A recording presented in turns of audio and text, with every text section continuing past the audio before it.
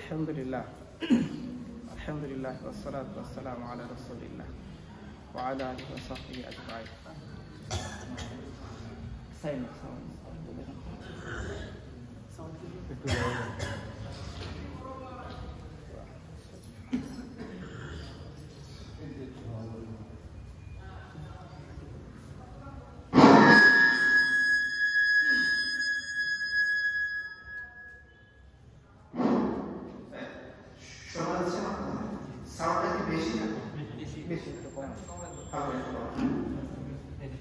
এবার ঠিক আছে, আর কম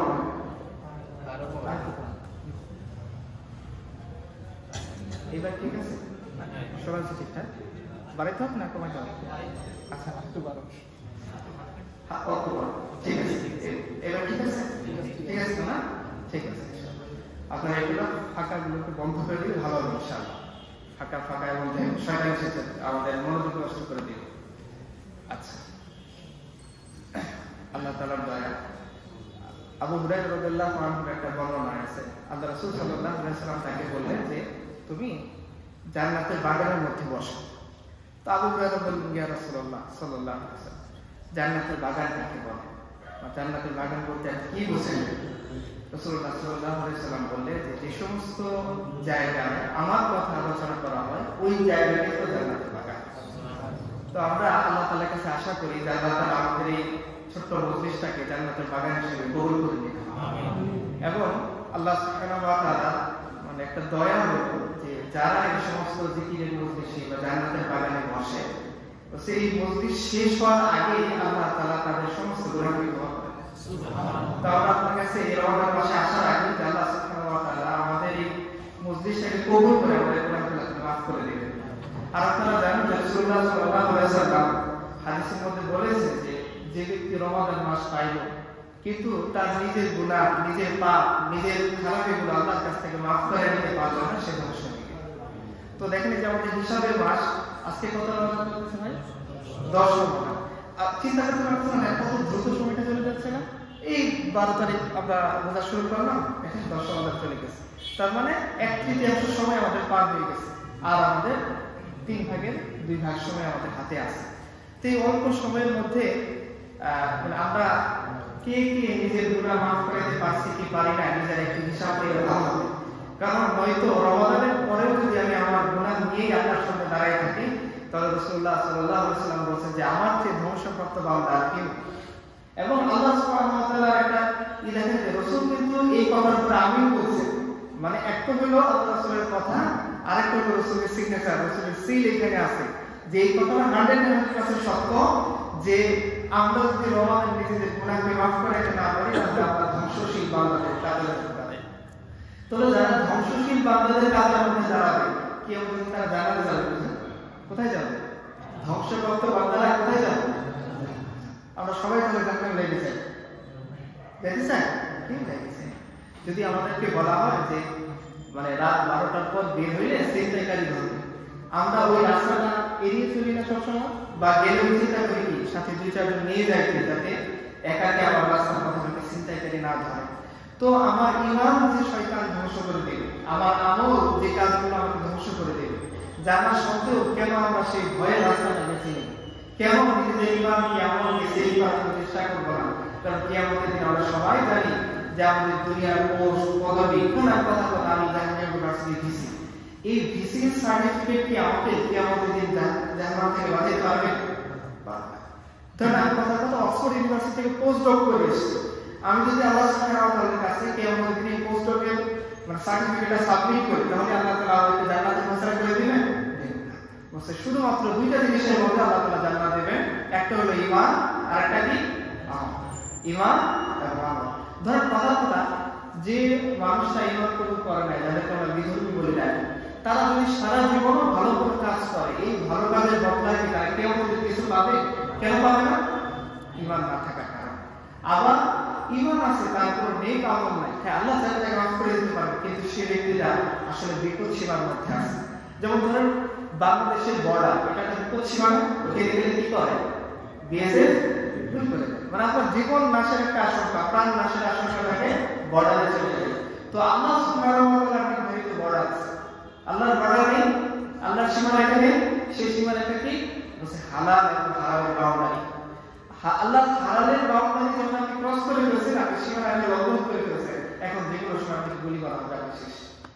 শয়তান আমাকে আপনাকে গুলি করে আমাদের ঈমানকে, আমাদের আমলকে, আমাদের সমস্ত কিছুকে নিঃশেষ করে দিবে।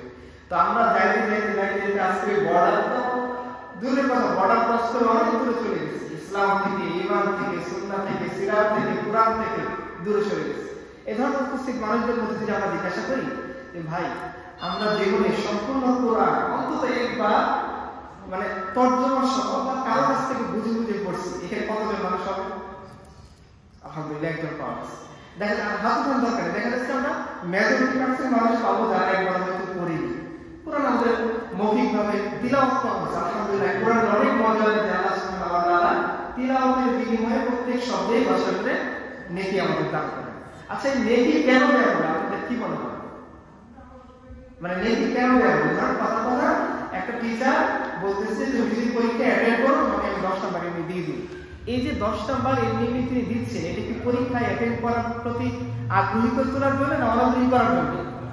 আগ্রহী করে তোলার জন্য। দেখা যাচ্ছে আমি অ্যাটেন্ডেন্স মার্ক কম পাইছি, আমার ল্যাব ট্যাব অনেক কিছু ঠিকঠাক হয় না, প্র্যাকটিক্যাল খাতা দিচ্ছে ওইটা ঠিকভাবে করি নাই, থিসিসও ঠিকভাবে করি নাই, স্যার বলছে তুমি ঠিক আছে, তোমার আপনাদের রিটেন কততে হয় 70, বুঝছো তোমাকে 70-এর মধ্যে আমি 10 এমনি দিয়ে দিব। এই যে 10 যে তিনি এমনি দেওয়ার ওয়াদা করলেন, এটা কি ওই ছাত্রকে পরীক্ষা অ্যাটেন্ড করার জন্য নাকি না বলছে তুমি অ্যাটেন্ড করো না এটার জন্য?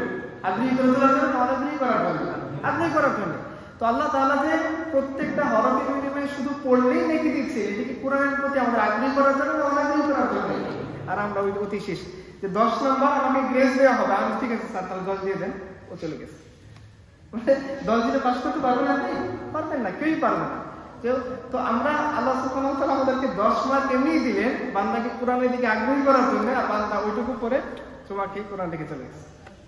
সে জানেও না কোরআনের মধ্যে কি বলা আছে। আপনার বন্ধু, আপনার ফ্রেন্ড বা কথা অক্সফোর্ড থেকে আপনার নামে একটা লেটার আসে। আচ্ছা আপনি জাহাঙ্গীরনগর ইউনিভার্সিটি একজন স্টুডেন্ট, ধরুন রানিং একজন স্টুডেন্ট, তিনি যদি অক্সফোর্ড ইউনিভার্সিটি একটা লেটার পান, আপনি খুব বেশি আগ্রহী হবেন না? ধরুন কথা ওই লেটারের ভাষাটা ছিল ল্যাটিন আপনারা তো কে জানার কথা না, তো আপনারা চেষ্টা করবেন না যে ল্যাটিন ভাষা কে জানে তার কাছে গিয়ে যে ভাই অক্সফোর্ড থেকে আমাকে কি বলা হয়েছে, গালি দিল, এক্সপেক্ট করলো, নাকি আমাকে প্রমোশন দিল না, পিএইচডির জন্য আগে আমন্ত্রণ জানা রাখলো, ভাই তুমি একটু করে দাও, আমরা যাবো না? ল্যাটিন যে জানে তার কাছে যাবো না? তো আল্লাহ সুবহানাহু ওয়া তাআলা বান্দার জন্য কোরআন কেন নাযিল করছেন? আল্লাহর জন্য? ফেরেশতাদের জন্য? কার জন্য কোরআন? আমাদের জন্য, উম্মতে মুহাম্মাদের জন্য আল্লাহ তাআলা কোরআন নাযিল করেছেন। কিন্তু সবচেয়ে যে কিতাবটার সাথে আমাদের সম্পর্ক দুর্বল সেটার নাম কি? এজন্য ইকবাল একটা কবিতার মধ্যে আফসোস করে বলছিলেন যে ও জামানে মুআজ্জাজ কে মুসলমান হোকর আর তুম খার হয়ে তালকে কোরআন পড়া। যে আমাদের সাহাবায়ে কেরাম তাদের সময়ের মধ্যে মানে তারা যে এত বেশি মানে সম্মানশালী, আল্লাহ সুবহানাহু ওয়া তাআলার কাছে এত বেশি দামি, পৃথিবীর বাসীর মধ্যে এত বেশি বিস্ময়কর একদম মানুষ ছিলেন, কিসের কারণে? শুধুমাত্র কোরআনের সাথে সম্পর্কের কারণে। সেই কোরআনের সাথে আমাদের সম্পর্ক দুর্বল হয়ে যাওয়ার কারণে বাদবাকি সব কিছুর সাথে আমাদের সম্পর্ক দুর্বল হয়ে গেছে। আপনি দেখেন যে বেস্ট সেলার বইয়ের তালিকায় কি চলে আসে? শুধু মোটিভেশনাল বই, কোরআন না, মোটিভেশনাল বই, গল্প, মোটিভেশন। বিরিয়ানি খুব ভালো জিনিস, কাচ্চি খুব ভালো জিনিস। আপনি 1 মাসে একটা না কাচ্চি খান তো দেখো তো কেমন লাগে। তখন কাচ্চির চেয়ে বিতৃষ্ণা করে আর কোনো জিনিস থাকবে না। কাচ্চি মাঝে মাঝে খাওয়া ভালো, টেস্ট ভালো, কিন্তু কাচ্চি প্রতিদিন খাইলে সেটা হজমের জন্য ভালো না, আমাদের শরীরের জন্য ভালো না। তো আমরা মানে সবচেয়ে দরকারি যে কিতাব আল্লাহ সুবহানাহু ওয়া তাআলা রমাদানকে বিশেষায়িত করেছেন কোন কিসের জন্য বলেন তো দেখি? আমরা রমাদানে দেখবেন ইফতার পার্টি, এই সেই অনেক কিছু, কিন্তু আল্লাহ সুবহানাহু ওয়া তাআলা রমাদানকে বিশেষায়িত করেছেন কিসের জন্য? আল্লাহ তাআলা বলেছেন শাহরু রমাদান আল্লাযী উনজিলা ফীহিল কুরআন। যে রমাদানের স্পেশালিটি আল্লাহ বলে দিয়েছেন, দেখো রমাদান মাস, এই মাসে আমি কোরআন নাযিল করছি। So this is the speciality of Ramadan. Ramadan মাসের সম্মান ইজ্জতের যে মৌলিক কারণ, তার মধ্যে একটা কারণ কি? কোরআনের সাথে সম্পর্ক করা। আর কি কি স্পেশালিটি আছে বলুন তো দেখি রমাদানের? মানে আমাদের বানানো না, মানে সেহরি নাইট, ইফতার পার্টি, এগুলোর বাইরে রমাদানের স্পেশালিটি কি বলেন? তাকওয়া তো অর্জন, ওইটা আপনার লাস্ট গোল। প্রসেস কি? আর কি বলছেন আল্লাহ তাআলা? মানে কি কি করার জন্য আমাকে বলছেন? তাকওয়া তো করা যায় না, তাকওয়া অর্জন করতে হয় কিছু কাজের মাধ্যমে, আমলের মাধ্যমে। কি কি করতে বলছেন আল্লাহ তাআলা বলেন? হাদিসের মধ্যে আর কি বলা আছে? মান সামা রমাদান। কিসের কথা বলা হয়েছে? সাওমের কথা। রমাদানের স্পেশালিটি কি? আর কোনো মাসে কি আমরা সারা মাস রোজা রাখি? কোনো মাস আছে না। হাদিসের মধ্যে বলা আছে সর্বোচ্চ কি করা যাবে? 1 দিন রোজা একদিন ভাঙতে হবে, একদিন রোজা একদিন ভাঙতে হবে, বা একটা না 2-4 দিন 5 দিন রোজা রাখে, এরপর আমরা বিরতি দিতে হবে। কন্টিনিউয়াসলি পুরো মান্থ আমরা রোজা রাখি শুধু কোন মাসে? রমাদান মাসে। আর কি বলা আছে রমাদানের স্পেশালিটি? আরেকটা বলেন তো দেখি। এই একই সুরে হাদিসের মধ্যে আরেকটা কথা বলা আছে, মান কামা রমাদান, মানে কি? কিয়ামুল লাইল আদায় করা। আমরা মনে করি তাহাজ্জুদ মানে কি? আমি আমাদের যে মসজিদে প্রতিদিন মানে দিন যাচ্ছে তো কোরআনের আয়াত আগে তো 1.5 পৃষ্ঠা করে পড়া হচ্ছে, এখন তো 1 পৃষ্ঠা করে পড়া হচ্ছে। তো আমি দেখি যত দিন যাচ্ছে আমাদের মুয়াজ্জিনের স্পিড তত বেশি বাড়তেছে। মনে করেন যে রিসেন্ট আপনারা দেখছেন না, একটা ভিডিও ভাইরাল হয়েছে, একটা বিমানের সাথে তুলনা করছে, মানে বিমানের গতি হচ্ছে ওই তিলাওয়াতকারীর গতি একেবারে মানে তার চেয়ে বেশি। আমরা কোরআন খতম করি, বিশ্বাস করেন ভাই, শুধু আমরা কোরআন খতম করি না, বাঙালিরা এত বেশি অ্যাডভান্স, কোরআনের মা গুন্নাই ইসান বাবা সব খতম করে ফেলে পুরোটা বাকি দেখা যাচ্ছে, তাই না? মনে করে করতেছি কি আলহামদুলিল্লাহ, আসসালামু আলাইকুম ওয়া আলাইকুম আসসালাম, মানে কি আপনি আস্তে আস্তে করেন। আর যদি মনে করেন যে না ভাই আস্তে আস্তে করে মুসলিম সব চলে যাবে, সূরা তারাবি পড়েন। মানে আপনাকে বাধ্য করে নিয়ে যে আপনাকে এইভাবেই কোরআন খতম করে দিতে হবে। মা কুন্নাই সাইকালফা ওয়াকফা সব খতম করতে তো আল্লাহ তাআলা বলেন নাই। আল্লাহ আমাদের কোরআন পড়ার নির্দেশ দিয়েছেন কিভাবে? ওয়ারাত্তিলিল কুরআনা তারতিলা, আস্তে আস্তে তারপরে সাথে কোরআন পড়ো, যতটুকু পারো, যতটুকু তোমার সাধ্যে এগুলা ততটুকু পড়ো। আমাদের কিছু বাইন্ডিংস দেওয়া হয়েছিল, এটা তেমন করতেই হবে, আমরা বানাই নিয়েছি এবং একেবারে সব খতম করে ফেলতেছি। তো রমাদানের যে স্পেশালিটি আমাদের, আমরা কয়টা পাইলাম স্পেশালিটি? তাহলে আপনি এগুলো বলি একটু মূল কথা চলে যাবে, আমরা রমাদান অনেক দিকে চলে যাবে। আমরা আসলে আল্লাহ সুবহানাহু ওয়া তাআলা জানেন যে আমাদের জন্য কি দরকার, আল্লাহ রাসূল সাল্লাল্লাহু আলাইহি ওয়াসাল্লাম জানেন আমাদের জন্য কি দরকার। আমরা বলি না ওগুলো আমাদের দরকার নেই, আমরা যেটা বুঝছি ওটাই আমাদের দরকার, তাই না?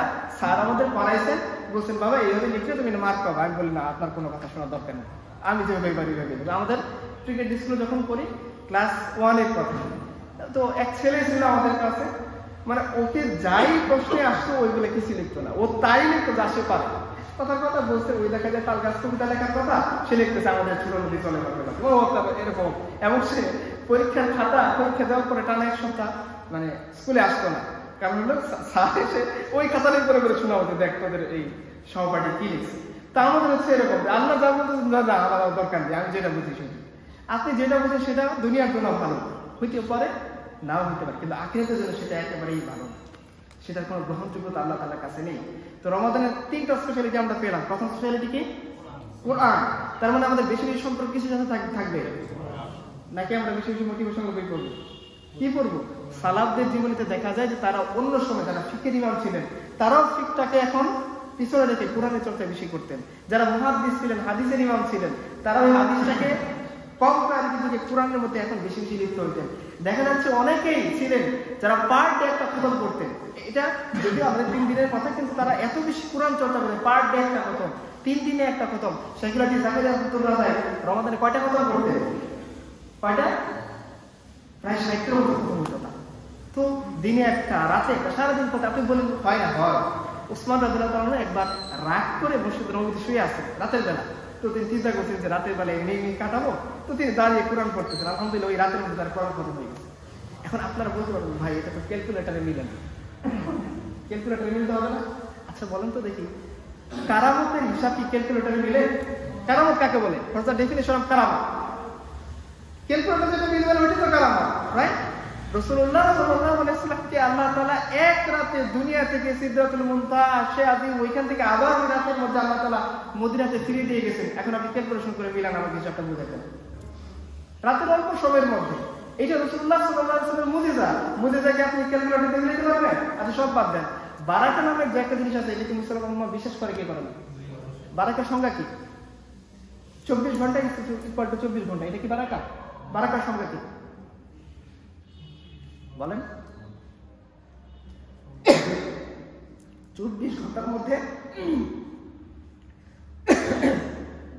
আল্লাহ তাআলা আপনাকে 48 ঘন্টার বরকত দিবে, এটার নাম কি? বারাকা। তো আমরা কি বিশ্বাস করতে পারি যে আল্লাহ তাআলা চাইলে আমাদেরকে এক রাতের মধ্যে 48 ঘন্টার বরকত দিতে পারেন? তাহলে আমরা এটা বিশ্বাস করতে হবে যে আল্লাহ সুবহানাহু ওয়া তাআলা বারাকা শুধুমাত্র মুমিনদেরকে দেন। আমরা যদি চেষ্টা করি, পরিশ্রম করি, কষ্ট করি, তাহলে আল্লাহ তাআলা কি করবেন? আমাদেরকে বারাকা দিবেন। তো রমাদানের প্রথম স্পেশালিটি কি? বেশি বেশি কোরআন চর্চা করা। 2 নম্বর কি?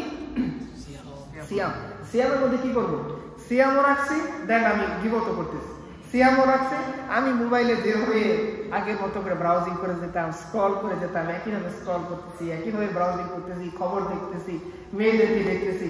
এটা কি আমাদের রমাদান ঠিকভাবে পালন করা হলো? তাহলে রমাদানের স্পেশালিটি 2 নম্বর হলো সিয়াম, মানে রোজা, এবং রোজাকে বিনষ্ট করে সমস্ত আমল থেকে আমাকে কি করতে হবে? বিরত রাখতে হবে। রাসূলুল্লাহ সাল্লাল্লাহু আলাইহি ওয়াসাল্লাম বলেছেন না যে শুধুমাত্র খাবার এবং পানীয় থেকে বিরত থাকার নাম। সো আমরা যেটা মনে রাখি। 3 নম্বর আমরা কি পাইলাম? কিয়াম। কিয়ামুল লাইল বলতে কি শুধুমাত্র কি এই খতম তারাবি না? কিয়ামুল লাইল মানে কি? রাতে লম্বা সময় ধরে আল্লাহ সুবহানাহু ওয়া তাআলার সামনে দাঁড়িয়ে দাঁড়িয়ে কিয়াম করা। তারাবি পরে তারাবি আধা ঘন্টা শেষ হয়ে গেছে, এখন কি করবেন? ঘুম না, আপনি একটু বিরতি দেন, আবার একটু কিয়ামুল লাইল শুরু করেন। বা ধরুন রাতের বেলা আমাদের সবাইকে সেজদাতে করতে হয় না? ওই সময়টা আপনি আধা ঘন্টা আগে ওঠেন। ওই সময়টা তো আমরা সারা জীবনে ম্যানেজ করতে পারবো না। পারবো?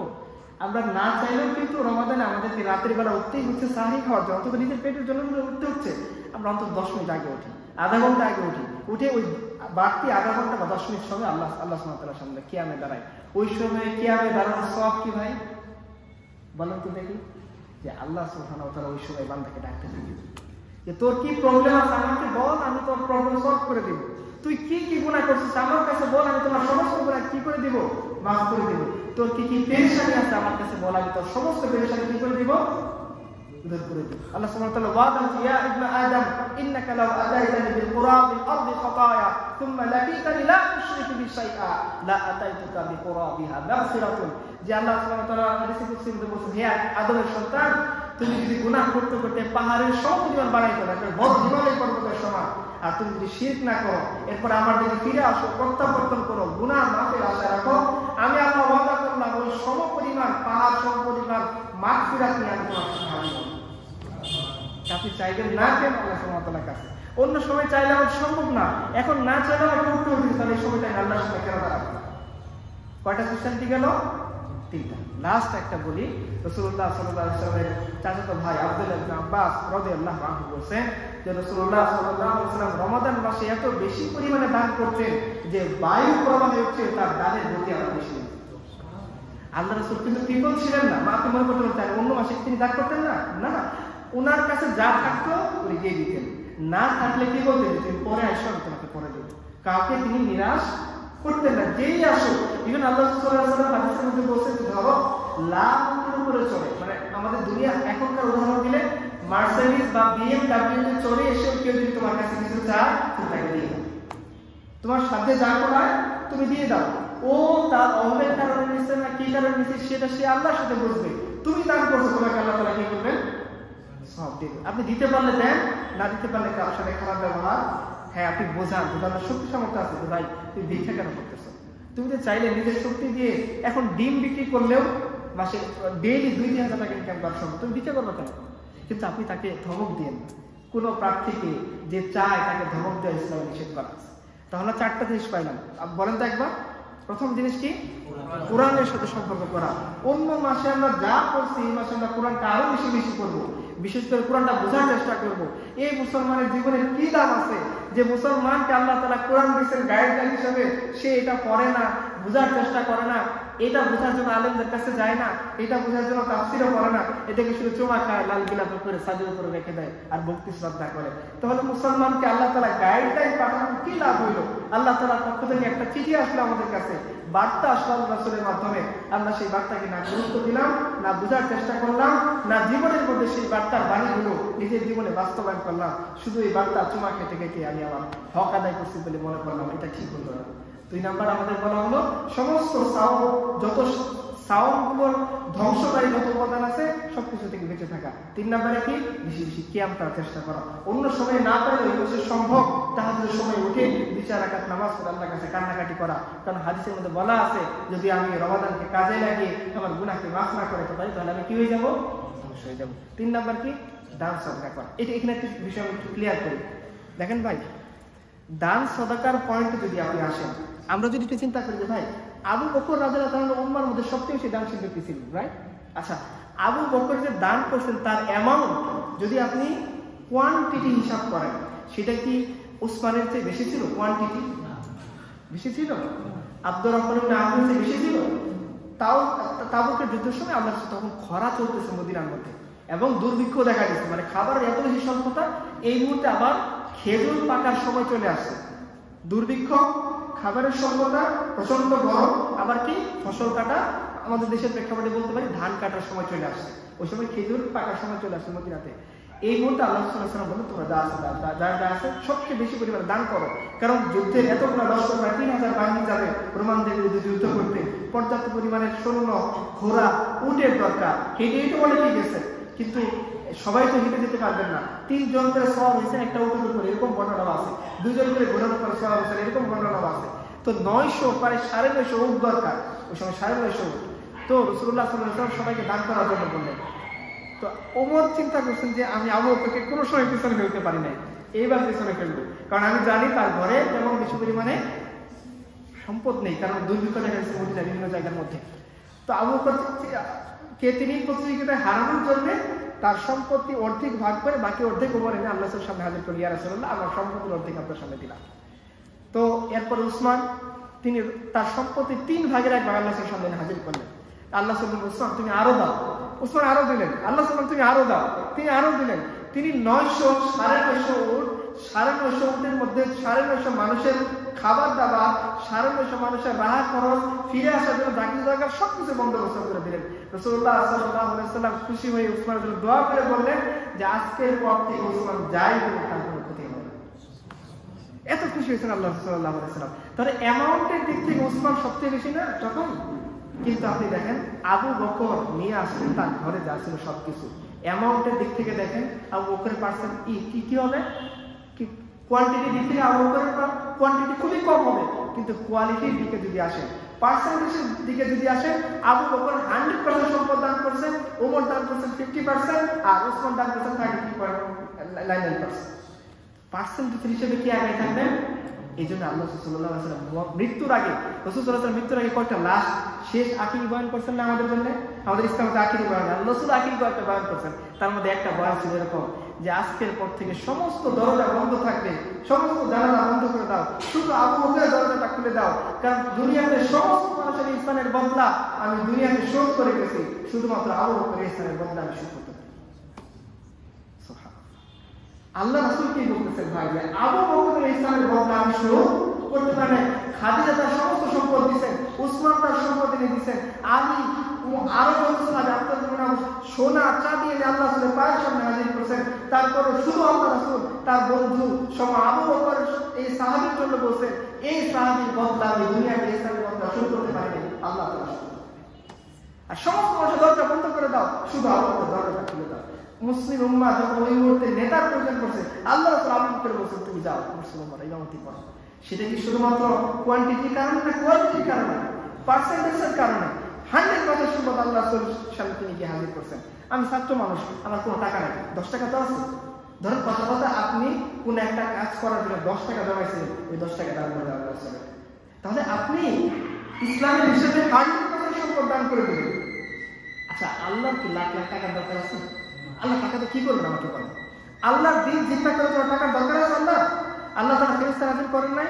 বদরের মধ্যে কত হাজার ফেরেশতা আসছে বলেন তো দেখি? 5000 ফেরেশতা আছে। ওই ফেরেশতারা একাও নাই নাকি ছুটি নিয়ে পাকিস্তান চলে গেছে? না, সবাই আছে।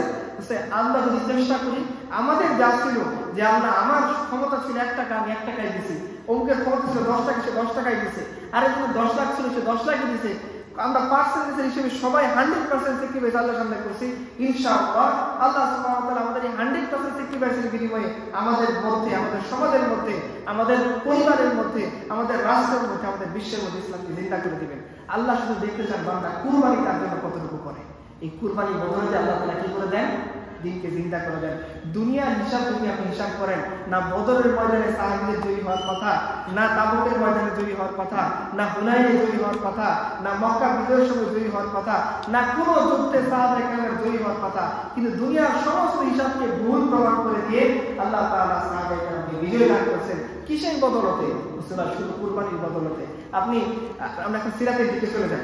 রাসূলুল্লাহ সাল্লাল্লাহু আলাইহি ওয়াসাল্লাম বদরের যুদ্ধে যখন অ্যানাউন্সমেন্ট করলেন যে আমাদেরকে যাইতে হবে, আবু সুফিয়ানের বাড়ির জন্য ওখানে আসছে, সাহাবায়ে কেরামের প্রস্তুতি ছিল না। মানে আগে থেকে কোনো আল্লাহ রাসূল এলান করেন না 1 মাস আগে 2 মাস আগে। আমাদের তত দিনের ভাইরা গাছ করতে থাকেন 1 মাস আগে থেকে 2 মাস আগে থেকে, এরকম গাছ করার সুযোগ ছিল না। আল্লাহ রাসূল ইমিডিয়েট নির্দেশ দিয়েছেন এখন তোমাকে কি করতে হবে, আবু সুফিয়ানের বাড়িতে কাফেলা আসছে ওইটাকে আমাদের আক্রমণ করার জন্য বের হয়ে পড়তে হবে। যা যা ছিল, কেউ খেজুরের ডাল, কেউ ঘোড়া, কেউ উট, কেউ গাধা। আপনারা জানেন যে বদরের যুদ্ধের মধ্যে কয়টা ঘোড়া ছিল সাহাবায়ে কেরামদের? ওটা কয়টা? 2টা ঘোড়া ছিল। আর উট যে ছিল রাসূলুল্লাহ সাল্লাল্লাহু আলাইহি ওয়াসাল্লাম উটকে ভাগ করেছেন সাহাবায়ে কেরামের মধ্যে যে 3 জন করে উটের উপরে সওয়ার হবে, 2 জন বসবে, একজন টেনে নিয়ে যাবে, কারণ উট না টানলে যাইতে পারে না, উট নিজের পথ দেখে দেখে যাইতে পারে না। তো 3 জন বসতো, 2 জন বসতো, একজন কি করতো, টেনে নিয়ে যাইতো। আলী, আল্লাহ রাসূল আর একজন সাহাবী, 3 জন ছিলেন একই উটের উপরে। তো প্রথমে আল্লাহ রাসূল এবং ওই সাহাবী বসেন, আলী টেনে নিয়ে গেছেন, এরপর আল্লাহ রাসূল এবং আলী ওই সাহাবী টেনে নিয়ে গেছেন, এরপরে কার আসছে রাসূলুল্লাহ সাল্লাল্লাহু আলাইহি ওয়াসাল্লাম। ওই 2 জন সাহাবী বলেন, ইয়া রাসূলুল্লাহ, এটা কিভাবে হয় যে আপনি আমাদেরকে টেনে নিয়ে যাবেন? আমরা ওমরের গল্প শুনি না, আল্লাহ রাসূলের গল্প শুনি। রাসূলুল্লাহ সাল্লাল্লাহু আলাইহি ওয়াসাল্লাম যখন পালা আসলো তো সাহাবায়ে বলছে, ইয়া রাসূলুল্লাহ, আমাদের জড়িয়ে পড়ছে সাহাবী, আর আপনি আমার উম্মতের নবী, আপনার সবচেয়ে প্রিয় বান্দা, আপনি উট টেনে নিয়ে যাবেন, আমরা বসে যাব, এটা হবে না। আপনি আমাদেরকে দেন, আমরা 2 জন পালাক্রমে ডিউটি করে ফিরে আপনাকে ময়দান পর্যন্ত পৌঁছাই দেই। রাসূলুল্লাহ সাল্লাল্লাহু আলাইহি ওয়াসাল্লাম বললেন, আরে তোমাদের সওয়াবের দরকার, আমার তো দরকার নেই। আল্লাহ রাসূল যখন ইবাদত করতে করতে তার পা ফুলে যাচ্ছিল, আমাদের আম্মা জান আয়েশা জিজ্ঞাসা করতেন, ইয়া রাসূলুল্লাহ, আপনার তো আগে করে সমস্ত গুনাহ আল্লাহ মাফ করে দিয়েছেন, আপনি এত কষ্ট কেন করতেছেন? আমরা 5 মিনিট তাহাজ্জুদে দাঁড়াইতে পারি না, কিয়ামুল লাইলে যদি 10 মিনিট টানা তেলাওয়াত করি আমার শরীর হাত পা ভেঙে মুচকে যায়। আর আল্লাহ রাসূল এমন ভাবে দাঁড়ায় থাকতেন, তার পা মোড়া ফুলে গিয়ে মনে হতো ওইখান থেকে রক্ত নিঃসৃত হবে। তো এই দৃশ্য দেখে আমাদের মা উম্মুল মুমিনিন আয়েশা বলতেছেন, ইয়া রাসূলুল্লাহ, আপনি এত কষ্ট কেন করেন? আপনার আগে করে সমস্ত গুনাহকে আল্লাহ তাআলা মাফ করে দিয়েছেন। তো আল্লাহ রাসূল সাল্লাল্লাহু আলাইহি ওয়াসাল্লাম বলতেছেন, আরে আমি কি আল্লাহর সবচেয়ে বড় কৃতজ্ঞ? সে আমি সারা হবে না, যার গুনাহ আল্লাহ তাআলা ক্ষমা করে দিয়েছেন, সেই বান্দাকে কৃতজ্ঞতা স্বরূপ কোনটা দিতে বেশি সিজদা দিবে না? এটা ছিল রাসূল সাল্লাল্লাহু আলাইহি ওয়াসাল্লামের ই।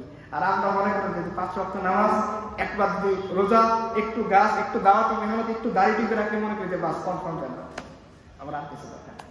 আল্লাহ রাসূল বলতেছেন যে তোমাদের সওয়াবের দরকার, আমার কাছে সওয়াবের দরকার নেই। তো আল্লাহ রাসূল নিজে আলীর মতো জুনিয়র সাহাবী, ওনার চাচাতো ভাই আরেকজন সাহাবী, ওনারা বসেন নোটের মধ্যে, আর দুনিয়ার সবচেয়ে শ্রেষ্ঠ মানুষ, শ্রেষ্ঠ নবী, 2 জাহানের সর্দার রাসূলুল্লাহ সাল্লাল্লাহু আলাইহি ওয়াসাল্লাম, উনি উঠে বসে টেনে নিয়ে যাইতে লাগলেন বদরের ময়দানে। সে মানুষ আজকে মানে ইনসাফ চায়, ন্যায় বিচার চায়, মানুষ চায় যাতে প্রত্যেকে তার অধিকার ফিরে পাক। এত সুন্দর এক্সাম্পল আপনি আর কোথায় পাবেন? যে আমরা রাষ্ট্রপ্রধান বলতেছি, আল্লাহর সাথে রাষ্ট্রপ্রধান শব্দটা যায় না, তারপরে বোঝানোর জন্য যদি বলি যে মদিনার চিফ এক্সিকিউটিভ তিনি উটে রশি টেনে নিয়ে যাচ্ছেন, আর মদিনার একজন সাধারণ নাগরিক সে উটের উপরে বসে আছে। আপনারা সুন্দর ইনসাফপূর্ণ দৃশ্যের বয়ান করেন, বামপন্থীরা আমাদেরকে কার্ল মার্কসের কথা বলে, অমুকরা ক্যাপিটালিস্টরা পুঁজিবাদের কথা বলে, নানাজন নানান কথা বলে। সমস্ত ভাইদেরকে আমি খোলা মনে বলতেছি, আপনারা কার্ল মার্কসের সিরাত নিয়ে আসেন, আমরা আল্লাহ রাসূলের সিরাত নিয়ে আসি, দেখি কার সিরাত কার সাথে মোকাবেলা করতে পারে। আপনাদের যদি বই পাওয়া বিশ্ববিদ্যালয়ে টাকা না দেয়, আপনাদের হাইটা শুরু হয়ে যায়, রয়্যালিটি না পেলে আপনারা চিৎকার চেঁচামেচি শুরু করেন, আপনারা একটা অনুষ্ঠানে বরাদ্দ না পেলে আপনারা অনুষ্ঠান করতে চান না। আর রাসূলুল্লাহ সাল্লাল্লাহু আলাইহি ওয়াসাল্লাম তার সাহাবায়ে কেরাম সমস্ত দুনিয়ার রক্ত চক্ষু উপেক্ষা করে, কারো অনুদান, কারো ডোনেশন বেশি রেখে নিজের রক্ত, নিজের ঘাম, নিজের পরিশ্রম, নিজের মেধা, নিজের জীবন দিয়ে এই আইডিওলজির জন্য কাজ করে গেছেন। আসেন দেখি আপনারা আপনাদের আইডিওলজি নিয়ে আসেন, আমরা আমাদের আইডিওলজি নিয়ে আসি। আপনি একটা জায়গায় আপনাদের আইডিওলজি অ্যাপ্লাই করেন, আমরা একটা এলাকার মধ্যে আমাদের আইডিওলজি অ্যাপ্লাই করি, দেখি কে আপনাদেরকে বেশি ইনসাফ দিতে পারে। হযরত ওমরের জামানায় মুআয ইবনে জাবাল রাদিয়াল্লাহু আনহু তিনি ইয়েমেনের গভর্নর করে আল্লাহ তাকে পাঠিয়েছিলেন, এবং তিনি ওমরের জামানার পর্যন্ত বহাল ছিলেন। তো ওমরের জামানার মধ্যে তিনি যাকাত আদায় করে তিনি সেন্ট্রাল গভর্নমেন্টের কাছে পাঠাইলেন।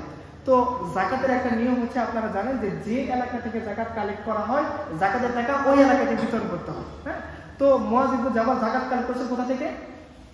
ইয়েমেন থেকে। তাহলে নিয়ম হলো যাকাতটা কোথায় বন্টন করতে হবে? ইয়েমেনে বন্টন করতে হবে। তো কেন তিনি মদিনাতে পাঠাইলেন ইয়েমেনকে না দিয়ে? এই জন্য ওমর তাকে শোকজ করছেন যে তুমি কেন তোমার টাকা, তোমার যাকাতের অর্থগুলো ইয়েমেনে বন্টন না করে মদিনাতে কেন পাঠাইছো? বলতেছে আমিরুল মুমিনিন, আমি এই কথা মনে করে না যে ইয়েমেনকে বঞ্চিত করে আমি এই টাকাটা মদিনাতে আপনার কাছে পাঠাইছি। বলছে আমিরুল মুমিনিন, ইয়েমেনের মধ্যে একটা মানুষও পায়নি যাকাত দেওয়ার মতো। আজকে বিশ্ব কি চায়? দারিদ্র্যমুক্ত পৃথিবী, তাই না? আপনারা যারা জানেন বিশ্ব কি চায়? দারিদ্র্যমুক্ত পৃথিবী। তাহলে দারিদ্র্যমুক্ত পৃথিবী কি ইসলাম দেখিয়ে যায়নি? খুলাফায়ে রাশিদা দেখিয়ে যায়নি? আল্লাহ রাসূল দেখিয়ে যান নাই? আব্দুল্লাহ ইবনে উমরের জামানায় কি হয়েছে?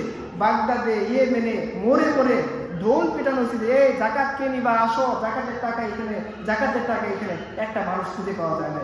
দেখা যাচ্ছে লোকজন 5 দিন 7 দিন ধরে রাস্তায় রাস্তায় ঘুরতেছে যে ভাই কে আছে জাকাত নিয়ে আমার এই টাকাগুলো উদ্ধার করবা, একটা লোককে খুঁজে পাওয়া যাচ্ছে না। তাহলে পৃথিবী যে দারিদ্র মুক্ত পৃথিবীর স্বপ্ন দেখে, সেই দারিদ্র মুক্ত পৃথিবীর সংজ্ঞাকে ইসলাম দিয়ে যায়নি। শুধু সংজ্ঞা না, প্র্যাকটিক্যাল এক্সাম্পল দিয়ে গেছে, যাতে মানুষ এই কথা মনে না করে ইসলাম শুধু থিওরিটিক্যাল জ্ঞানই দিয়ে গেছে, তার বাস্তব কোনো এক্সাম্পল আমাদের সামনে নাই। বাস্তব এক্সাম্পল আল্লাহ দিয়ে যায়নি। পৃথিবী কি চায়? পৃথিবী চায় যে সমস্ত অন্যায়, দুর্নীতি, সমস্ত ক্রাইম মুক্ত একটা পৃথিবী, একটা ক্রাইম মুক্ত অঞ্চল। আপনাকে আমি বলতেছি, বলেন যে মদিনাতে আল্লাহ রাসূল যতদিন ছিলেন, খুলাফায়ে রাশিদা যতদিন ছিলেন, বলেন মদিনাতে কয়টা অপরাধ হয়েছে? আল্লাহ রাসূল সাল্লাল্লাহু আলাইহি ওয়াসাল্লামের কাছে যখন আদী ইবনে হাতেম ইসলাম কবুল করতে আসলো, আল্লাহ রাসূল তাকে বলেন, আদী তুমি ইসলাম কবুল করে নাও। হাতেম তার ছেলে, আদী ইবনে হাতেম। তো আল্লাহ রাসূল সাল্লাল্লাহু আলাইহি ওয়াসাল্লামের সাথে তিনি কথা বলতেছেন, কথা বলতে এক পর্যায়ে বলতেছেন, আদী তুমি যদি ইসলাম কবুল করো আর তুমি যদি বেঁচে থাকো, তুমি একদিন দেখবা যে ইয়েমেন থেকে, হাদারামাউত থেকে একটা মহিলা উটে চড়ে, ঘোড়ায় চড়ে সে মদিনাতে, মক্কায় হজের জন্য, বেরোনোর জন্য আসতেছে, কিন্তু সে আল্লাহ ছাড়া আর ভয়। আপনি কি চান? ইফতিজিমুক্ত পৃথিবী? দেখেন আদী ইবনে হাতেম, এটা তো বলছেন আদী আল্লাহ জীবদ্দশায়, আল্লাহ যখন চলে গেছেন আল্লাহ তাআলার কাছে, আদী ইবনে হাতেম বলছেন, আল্লাহর কসম, যে এক কথা আল্লাহ আমাকে ওয়াদা করেছিলেন, আমি জীবদ্দশায় দেখছি একটা মেয়ে হাদারামাউত থেকে, ইয়েমেন থেকে উটের উপরে চড়ে মক্কায় হজ করতে আসছে, তার দিকে কেউ ফিরে না। তাহলে কি চান আপনারা? রাসূল সাল্লাল্লাহু আলাইহি ওয়াসাল্লাম মক্কা বিজয় করছেন। মক্কা বিজয়ের কয়েক দিনের মাথায় ফাতেমা নামে একজন মহিলা সে চুরি করে বসছে। চুরির অ্যামাউন্টটা হলো হাত কাটার অ্যামাউন্টের সমান। ছোট চুরির জন্য ইসলামে একটা কলম চুরি করছে, এটার জন্য হাত কাটার দরকার নেই। বড় চুরি যদি হয় সেক্ষেত্রে আপনাকে কি করতে হবে? হাত কাটতে হবে। তো উনি ছিলেন কুরাইশ বংশের। আল্লাহ রাসূলের বংশ কি ছিল? কুরাইশ বংশে। তিনি বনু হাশিম, মূল বংশটার নাম হলো কুরাইশ বংশ। তো তিনি রাসূল সাল্লাল্লাহু আলাইহি ওয়াসাল্লামের একই বংশের লোক। আমাদের একই বংশের লোক হলে কি হয় বলেন তো দেখি? 7 খুন মাপ। এই ভাই সুন্দর কথা বলছেন, 7 খুন মাপ। আমার বংশের, আমার পরিবারের অনেক মা দেখবেন যে মেয়ে নিশ্চিত ভাবে একটা ছেলের সাথে ঘোরাফেরা করতেছে, মানুষ এসে ধরাই দিচ্ছে, সে বলছে না না আমার মেয়ে এগুলো করতে পারতো, অযথা মিথ্যা কথা বলতেছে। এরকম অনেক মা আছেন না, যারা সন্তানের ভুলটাকে কি করেন? জাস্টিফাই করেন। তো একই বংশের লোক, এবং অনেক বড় বড় নও-মুসলিম যারা ছিল তারা চিন্তা করতেছে যে এত বড় বংশের মহিলার হাত কাটা যাবে, এটা কুরাইশ বংশের জন্য মান সম্মান হানি করে না। তা আল্লাহ রাসূলকে গিয়ে তোমরা একটু বলো যে আল্লাহ রাসূল শাস্তিটা কমিয়ে অন্য কিছু দেন, অর্থদণ্ড দেন, মানে যে পরিমাণ সম্পদ চুরি করছে তাকে 10 গুণ সম্পদ দিয়ে দেয়। তো এখন কে গিয়ে আল্লাহ রাসূলকে বলবে? এরকম লোক পাওয়া যাচ্ছে। সবাই মিলে ধরছে ওসামা ইবনে যায়েদকে। ওসামা ইবনে যায়েদকে বলেন রাসূল সাল্লাল্লাহু আলাইহি ওয়াসাল্লাম পালক যায়েদের সন্তান। আল্লাহ রাসূল তাকে একেবারে হাসান হুসাইনদেরকে যেভাবে দেখতেন, ওই ওসামা ইবনে যায়েদকে একই নজরে দেখতেন, মানে খুব বেশি তিনি মহব্বত করতেন। এবং তিনি অনেক আল্লাহ রাসূলের আদরের সাহাবী ছিলেন। তো সবাইকে ওকে বলছে যে তুমি যেহেতু আল্লাহ রাসূলের খুব কাছের মানুষ, এবং ছোট মানুষ একটা ভুল করলে মাফ করে দিই না, তুমি ছোট আর বড়রা গিয়ে বললে তো আল্লাহ রাসূল ধরে ফেলবেন, তুমি ছোট মানুষ গিয়ে বলো, তবে আল্লাহ ভুল হলে তোমাকে আল্লাহ মাফ করে দেন। কেউ সাহস পাচ্ছে না, কারণ জানে এই কথা আল্লাহ সামনে উপস্থাপন করলে আল্লাহ সেটা অপছন্দ করবেন। তো ওসামা ইবনে যায়েদ গিয়ে বলছে, ইয়া রাসূলুল্লাহ, ওর শাস্তি একটু কমিয়ে অন্য কিছু দেওয়া যায় কিনা? আল্লাহ রাসূলের চেহারাটা বড় লাল হয়ে গেছে। আপনি আপনারা জানেন যে আল্লাহ রাসূল যদি কোনো অপছন্দনীয় কাজ করতেন, মানে ধমক দিতেন না, তিনি কি করতেন? তার চেহারা দেখে সাহাবারা বুঝে গেছেন তিনি কাজটা অপছন্দ করতেন। আল্লাহ রাসূলের চেহারা বড় লাল হয়ে গেছে, তিনি তাদের গুসা আসছে এটা দেখে বুঝতে পারছেন সাহাবায়ে কেরাম। তিনি বলতেছেন, আরে তোমরা কি মনে করছো যে এই আমার বংশের লোক, একই বংশের লোক হওয়ার কারণে আমি তার অপরাধ মাফ করে দেব? আল্লাহর কসম, মুহাম্মাদের মেয়ে ফাতিমাও যদি অপরাধ করতাম তার হাত থেকে দিতাম। আপনারা ন্যায় বিচার চান না? জাস্টিস চান না? আমাদের সমাজে কি হয়, 22 বছর জেল খাটার পরে আমি দেখলাম একটা লোক জানতে পারছে সে আসলে অপরাধী করে নাই, ভুলে তার নাম আসে কলিমুল্লাহ সলিমুল্লাহ, ভুলে কটা স হয়ে গেছে। এরকম মানুষ অহরহ মানুষ আগে দেখবেন জেল খাটতেছে। দ্রুত বিচার ট্রাইব্যুনাল নামে একটা ট্রাইব্যুনাল আছে, তাই না? আচ্ছা আপনারা জানেন দ্রুত বিচার ট্রাইব্যুনালে কত দ্রুত বিচার হয়? 3.5 বছর পরে ফাঁসি লাগে। কত দ্রুত? 3.5 বছর সময় লাগে। আর ধরেন কথার কথা, একটা অপরাধের, একটা ক্রাইমের এভিডেন্স মিটে দেওয়ার জন্য 3.5 বছর সময়টা যথেষ্ট না? যথেষ্ট না। সাক্ষী মরে গেছে, দেখা যাচ্ছে যে বিচার চাইতে আসলো ও আদালতের বারান্দায় ঘুরতে ঘুরতে একসময় স্ট্রোক করে মারা গেছে। তাহলে কাকে আপনি বিচার করবেন? আর ধর কথার কথা, আপনি যে বিচার চাওয়ার জন্য যাবেন, আপনাকে কোথায় যাইতে হবে? ম্যাজিস্ট্রেটের কোর্টে। ম্যাজিস্ট্রেট কোর্টগুলো কোথায় থাকে? জেলা শহর। আচ্ছা, একটা গ্রাম থেকে জেলা শহরের দূরত্ব মিনিমাম কত থাকে? অজপাড়াঘাট থেকে কমপক্ষে 40-50 কিলোমিটার তো থাকেই। একটা গরিব মানুষ, ধরেন কথা তার স্বামীকে কেউ খুন করে ফেলছে, তার মানে পরিবারের প্রধান উপার্জনক্ষম ব্যক্তিটা কি হয়ে গেছে? মারা গেছে। এখন এই বিধবা, তার ছোট ছোট সন্তান আছে, বাড়িতে আর উপার্জনক্ষম কেউ নেই। ভাইয়ের বাড়িতে গেছে, ভাইরা তারাই দিছে। বাবার কাছে গেছে, বাবা বলছে দেখো আমি তো গরিব মানুষ, আমি বুড়া হয়ে গেছে, আমি তোমার কিভাবে নিব? আবার সে শ্বশুর বাড়িতে আছে, স্বামীর পিঠা, এখানেও তেমন কিছু করার নেই। এখন সে তার স্বামীর হত্যার বিচার চাওয়ার জন্য জজ কোর্টে গিয়ে মামলা করবে। তাহলে এই গরিব মানুষটা অজপাড়া গেতে 60 কিলোমিটার দূরে কিভাবে যাবে? তাকে তো ভাত খাওয়ারই টাকা নেই। আচ্ছা, কথা সে ধার কর্য করে সে যাওয়ার খরচটা মেনটেন করে গিয়ে মামলা করে আসলো। এই মামলার রায় কতদিন পরে পাবে? ও নিজেও জানে না যে তার সন্তান অথবা তার নাতি এসে তার দাদা হত্যার বিচারটা আদৌ পাবে কিনা। কারণ সবসময় দেখবেন অপরাধীরা কি করে, একটা উকিল কেঁদে শুধু ডেটের পর ডেট নেই। আচ্ছা, এই মানুষটার পক্ষে কি সম্ভব, এই অসহায় বিধবার পক্ষে, যে সে প্রত্যেকবার ধরেন কথা প্রত্যক্ষ 4-5 জন সাক্ষী ছিল, এদেরকে নিয়ে টাকা পয়সা দিয়ে জেলা সদরে নিয়ে যাওয়া, আবার তাদেরকে বাড়িতে পৌঁছায় দেওয়া, এইভাবে 10 বছর 2 বছর 1 মাস তার পক্ষে মেনটেন করা সম্ভব? তা তো পেটেই ভাব। তাহলে সে কি করবে? আর ইসলামের নিয়ম 4 জন প্রত্যক্ষ সাক্ষী, বিচারক সামনে। বিচারক প্রত্যেক এলাকা, আপনাকে বিচার চাওয়ার জন্য রাজধানীতে আসতে হবে না, আপনাকে বিচার চাওয়ার জন্য জেলা সদরে যাইতে হবে না। প্রত্যেকটা গ্রামে একটা করে সালিসি কেন্দ্র থাকবে ইসলামের, এবং প্রত্যেকটা পাড়ায় মহল্লায় একটা করে ইমাম সাহেবদের নিয়ে কমিটি থাকবে যারা শরিয়া আইন বাস্তবায়ন করবে। তাদের কাছে আপনি যাবেন, উপস্থাপন করবেন, প্রত্যক্ষ সাক্ষী, ইমাম সাহেব বলবেন ঠিক আছে আজকে অপরাধ, কালকে জুমা দিন এই অপরাধের শাস্তি কার্যকর হয়ে যাবে। র্যাপিড আপনি সমাধান পাবেন। না পা র্যাপিড আপনারা খান না, র্যাপিড সমাধান পাওয়ার জন্য। আচ্ছা, আপনি একটা জিনিস খেয়াল করেন, আরেকটা জিনিস খেয়াল করেন যে আমাদের প্রচলিত সিস্টেমে কি হয়, যে ধরেন কথা আপনি আপনাদের কেউ আমার বাবাকে ফোন করছেন, ক্ষতিগ্রস্ত কে হয়েছে? আমি। এই লোকটার যে ক্রাইম করছে, অপরাধী, তার ফাঁসির রায় হয়েছে। হ্যাঁ, তো এই ফাঁসির রায় যার হয়েছে তাকে মাফ করতে পারে কে বলেন তো প্রচলিত সিস্টেমে? রাষ্ট্রপতি। আচ্ছা, মানলেন আমার বাবাকে, মাফ করবেন কেন? কি তার বাবার কি হয়েছে বা তার পরিবারের কি ক্ষতি হয়েছে? ক্ষতিকার হয়েছে, ক্ষতিপূরণ কে পাবে? মাফ কে করবে? আপনি আমার মতামত না নিয়ে তার মতামত কেন নেবেন? আমাকে বোঝান, তিনি তো ক্ষতিগ্রস্ত হন নাই, তিনি তো ভালো জায়গার মধ্যে আছেন, বঙ্গভবনে থাকেন, ভালো খাবার খান, তার জন্য বডিগার্ড আছে।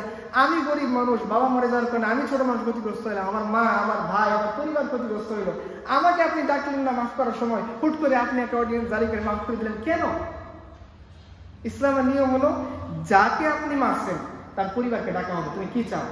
যদি বলে যে হত্যার বদলা হত্যা, ঠিক আছে যাও, তার শাস্তি কার্যকর হবে। যদি বলে না আমরা গরিব মানুষ, হত্যার বদলা হত্যা চাই না, আমাদেরকে আপনি ক্ষতিপূরণ দিয়ে দেন, বলুন তো একটা রক্তমূল্যের ক্ষতিপূরণ কত? বলেন না কেন আপনার? 100 উট। 100 উটের দাম কত বলেন তো? 10টা যদি গর্ভবতী উট দেন, একটা গর্ভবতীর দাম যদি 1 লাখ টাকা হয়, ধরুন কথা আর কোনো হিসাব করলাম, নর্মাল একটা উট, বাচ্চা উট ধরে হিসাব করলাম, তাহলে 100 উটের দাম কত? একটা বিধবা যদি 1 কোটি টাকা পায়, বলেন তো তার আর কিছু লাগবে জীবনের মধ্যে? একটা এতিম যদি 1 কোটি টাকা পায়, তার জীবন সুন্দর করার জন্য আরো কিছু লাগবে? তার মানে দেখেন, একজন ব্যক্তি মারা গেছে, ইসলাম তাকে কি করে নাই? অথই জলে ভাষায় দেয় না, তাকে বলছে তুমি আসো, তোমাকে এমন ইসলাম পাইয়ে দেবো, তোমার 7 পুরুষ ঘরে বসে খাবে।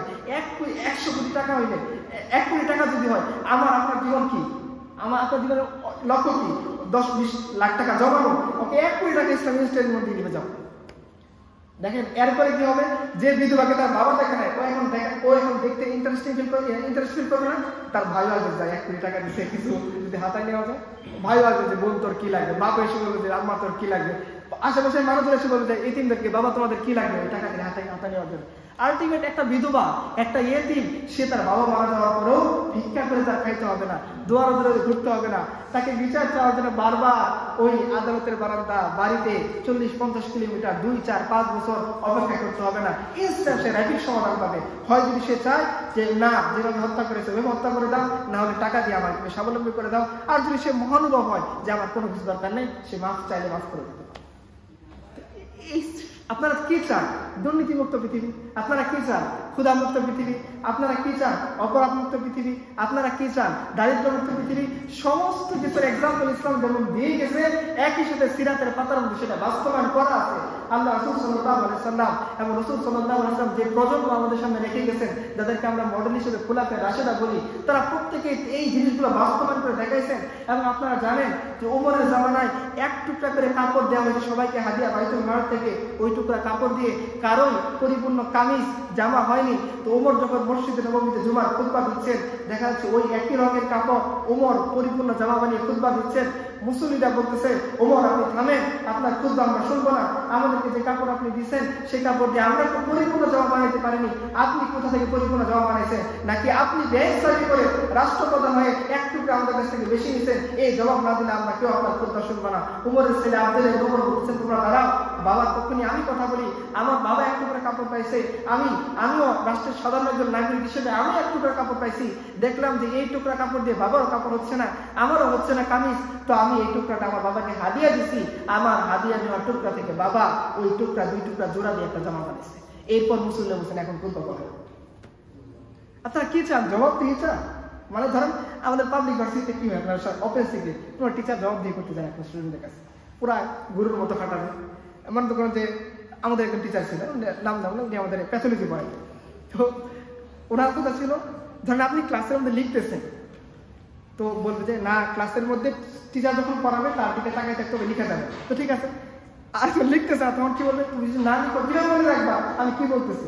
তো ঠিক আছে, আমি প্রশ্ন করলেন যে স্যার বুঝি নেই, বলবে যে বারবার বলে বলে প্রশ্ন করা যাবে না, স্যারের মেজাজ বিরক্ত হয়, প্রশ্ন ক্লাসে শেষে করতে হবে।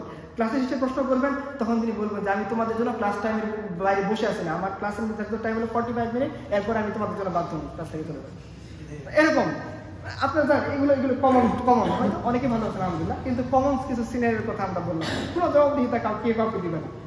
আর যত উঁচু পর্যায়ে তত জবাবদিহিতা নাই। তো আচ্ছা, তো এই যে আপনি কি চান? ওমর কাকে বলে? যাকে দেখলে শয়তান ভয় পায়। ওমরকে শয়তান ভয় পায় না, ওমরের কাছে শয়তানি করা যাবে না, আমার কিছু ধরে ফেলবে।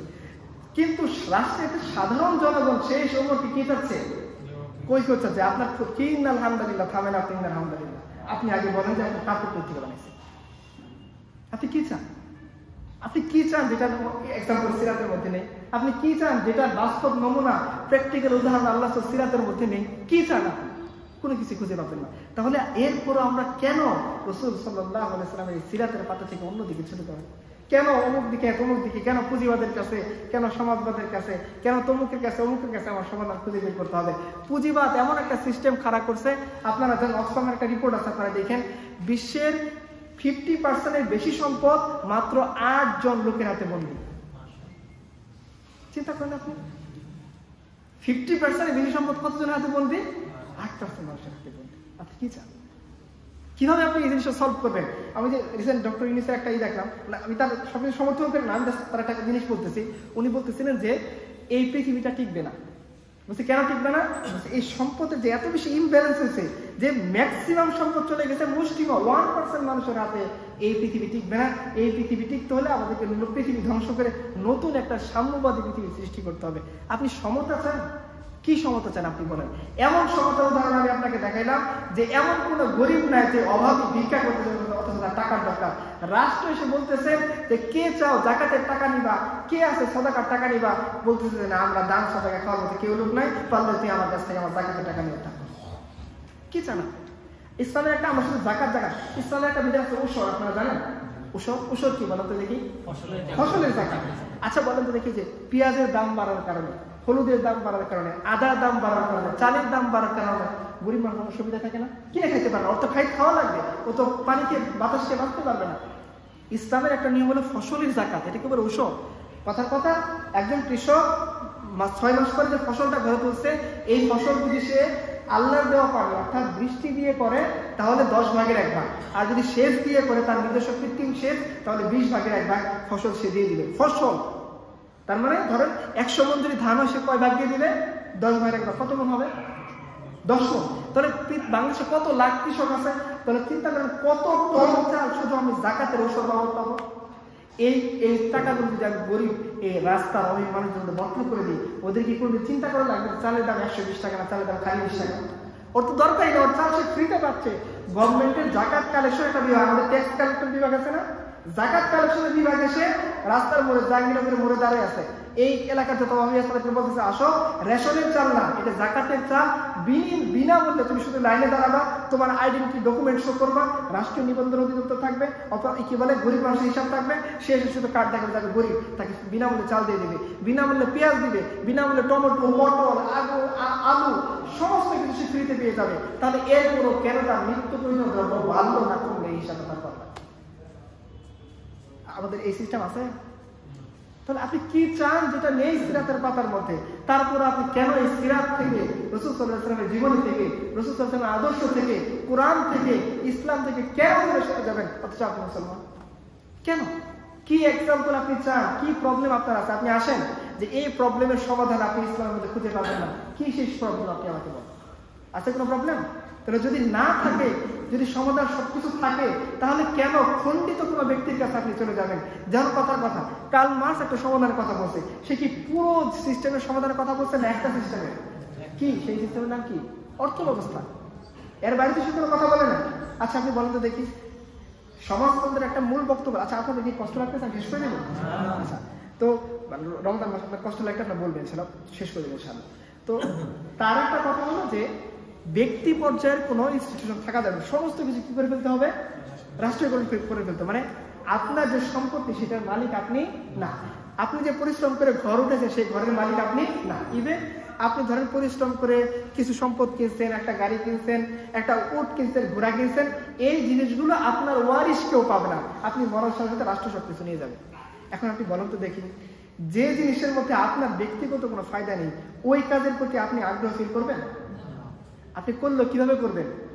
ওইভাবে করবেন যে আপনি সরকারি কোনো ট্রেনের টিকিট কাছে যান, একবার যে ঘুরান দিয়ে গেল এরপর আর কোনো খোঁজ নেই। এখন দুনিয়া আসলো না, দুনিয়া গেল, ট্রেনে আসলো লাগলো না, ট্রেনে গেল, দেখার বিষয় না, ও ডিউটি পালন করে চলে গেছে, আর কিছু টাকা হাতে নিয়ে চলে গেছে। তো কারণ কি, ওর তো কোনো জবাবদিহিতা নেই, ওর কোনো স্বার্থও নেই, ও নিশ্চয়ই বেতন পাবে, ওকে কেউ এসে দেখবেও না। ওই যে দেখলাম ট্রেনের মধ্যে আগুন লাগার পর সিসিটিভি লাগাইছে, চুর সিসিটিভি খুলে নিয়ে চলে গেছে। মানে সিসিটিভি ধরতে পারে না, চুর সিসিটিভি খুলে নিয়ে চলে যাচ্ছে, এরকম আর কি। কারণ সিসিটিভি লাগাইছে, আমি তো সেটার মধ্যে লাইন দিচ্ছে কিনা এটাই বড় বিষয়, তাই না? বিষয়টা এরকম না। তো ব্যক্তি স্বার্থ যদি মানুষের না থাকে, মানুষ কাজ করতে চায় না। আপনাকে যদি বলা হয় যে আপনার মরার পরে সমস্ত সম্পত্তি রাষ্ট্র নিয়ে যাবে, আপনি কোনো সম্পত্তি রেখে যাবেন? কি টাকা পয়সা?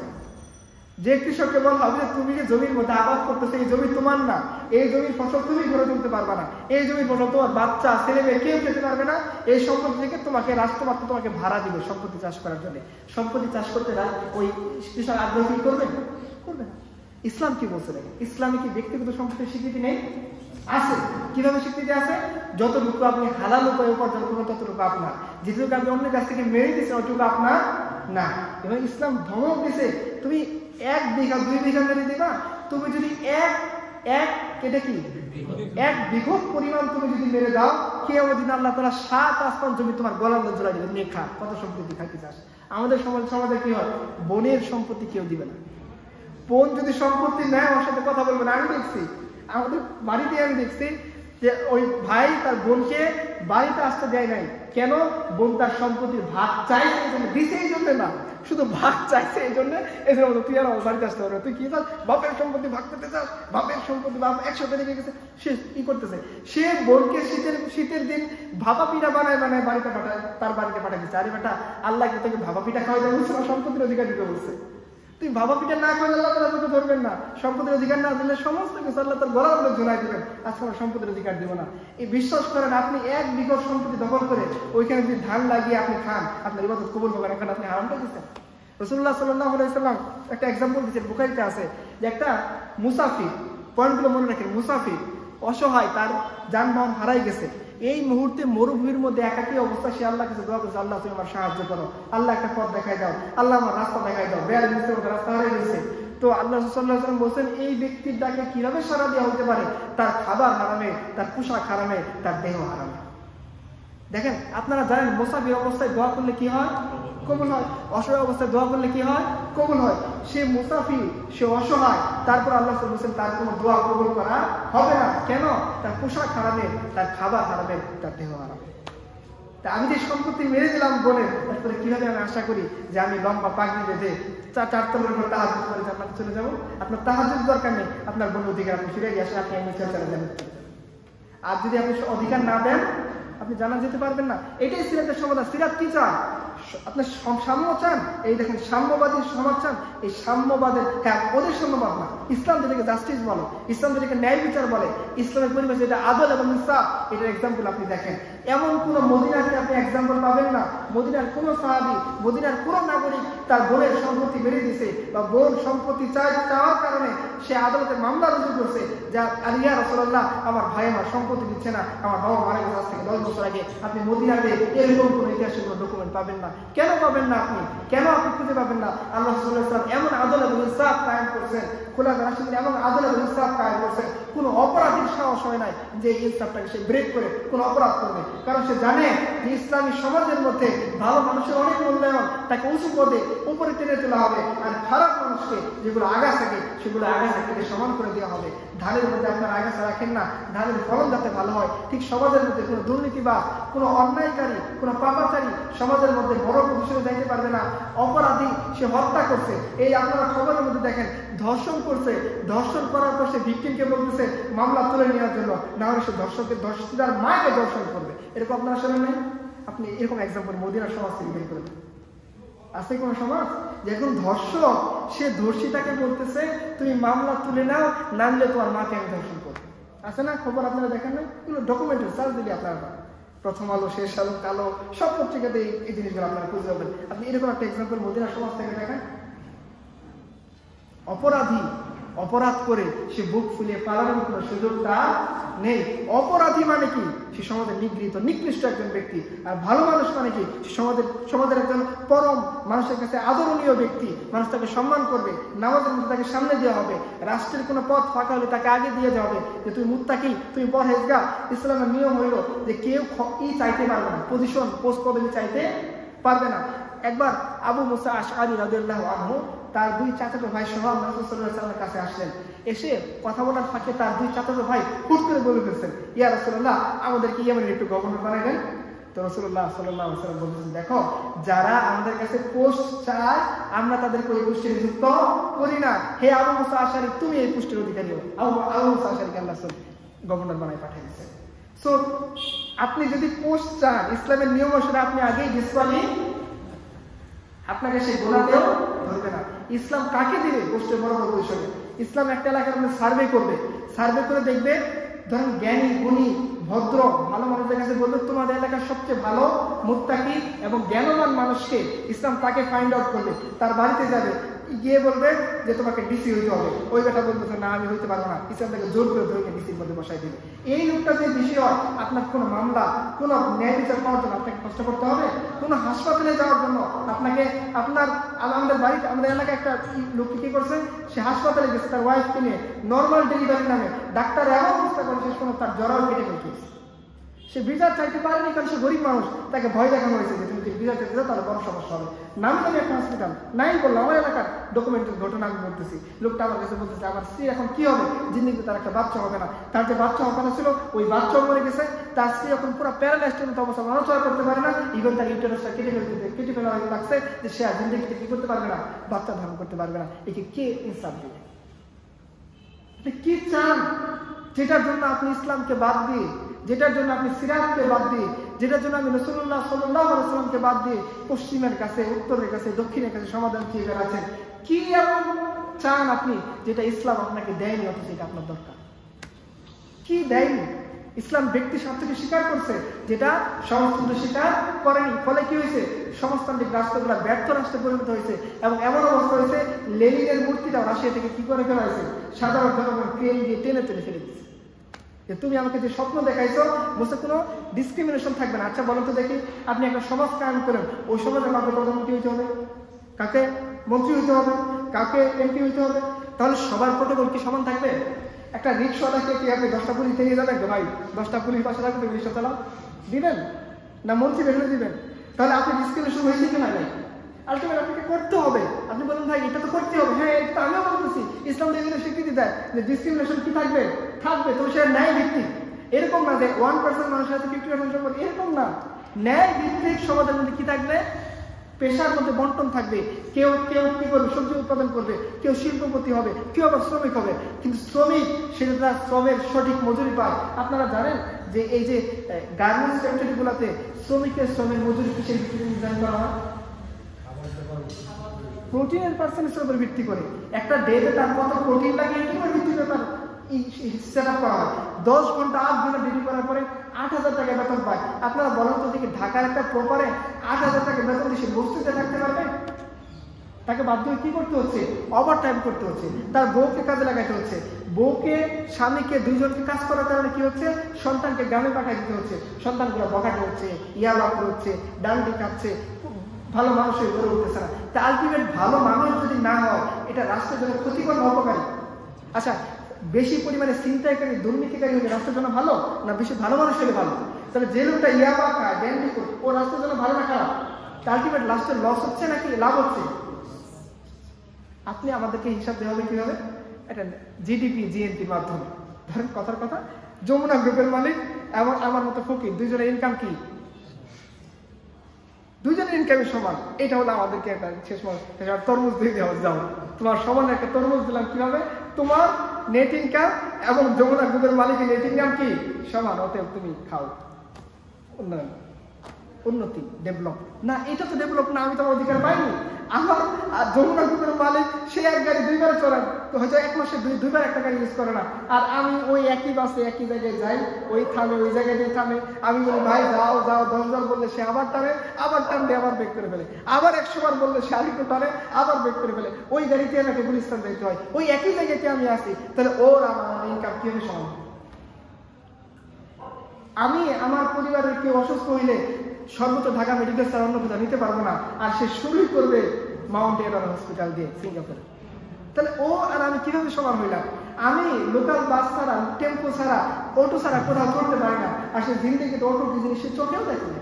সে আমাকে জিজ্ঞাসা করবে হয়তো ধান গাছ দিয়ে আনতে কি পরিমাণ কাঠ হয়, সেটা আদতে কি বলে ভালো ভালো আজ তো বানানো যায় কি যায় না, বারমাটিক সেগুলো যে ধান গাছ বেশি শক্তিশালী না বারমাটিক সেগুলো বেশি শক্তিশালী, সে হয়তো এতটুকু জানে না। আর আমি কাদামাটির সন্তান, কৃষকের সন্তান, তা আমি কিভাবে কি করবো? তাহলে ইনসাফ যেটা চান, ব্যক্তি স্বার্থকে ইসলাম অস্বীকার করেনি, কিন্তু সেটা আবার পুঁজিবাদের মতোও না।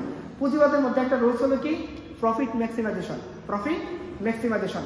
আপনি চাইলে যত বেশি চান লাভ করতে পারবেন, আপনাকে কেউ বাধা, ইসলামে কিন্তু লাভের একটা সীমা আছে। নিত্য প্রয়োজনীয় দ্রব্য আপনি চাইলে একটা ছোট তরমুজ 800 টাকা কেজি বিক্রি করতে পারবেন না। রাষ্ট্র আপনাকে পিঠে হেতল ব্যক্তি তুই এটা 150 টাকা দিয়ে বিক্রি কর। কিনছস কত দিয়ে? 40 টাকা দিয়ে। তোর ট্রান্সপোর্ট কস্ট কত? পার পিসে 20 টাকা। কত লাভ করা লাগবে? 48 টাকা লাভ কর, 120 টাকা তরমুজ ছেড়ে। 120 টাকা তরমুজের প্রত্যেক ঘরে আমরা 10 টাকা তরমুজ কিনে খেতে পারি। আপনি কি চান? তরমুজ খাইতে চান? আনার খাইতে চান? বেদেনা খাইতে চান?